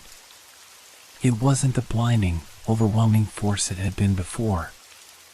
Now, it felt familiar. It wasn't just a light. It was me. I could feel it pulsing within me, a part of me, a part of my very soul. I didn't know what was happening, but I understood one thing: the light was not something outside of me. It was something I had always carried with me, buried deep inside, waiting for the moment when it would rise to consume everything. The pressure intensified, and I could feel myself being torn in two, my body and mind fighting against the inevitable force that was pulling me closer to the light. I couldn't move. I couldn't escape. The light was consuming me from the inside out, piece by piece, until nothing of me was left but the light itself. You are the light. The words were no longer whispers. They were a command, a truth, a realization. I had never been running from the light. I had always been drawn to it, chasing it, seeking it, unaware that I was the one being pulled toward it all along. And as the light enveloped me completely, I understood what it meant. The light was not just a force of nature. It was a part of me. It was a part of everyone. And now, it was time for me to become one with it. I didn't fight anymore. I couldn't. I simply let it take me, the light filling every inch of my being until I was nothing but pure energy, pure radiance. And in that final moment, when everything faded to white, I understood that the light had always been waiting for me to realize that I was never truly alone. I had always been a part of it. And now, it had consumed me completely. The horizon was no longer a distant place. It was within me, and the light would never leave.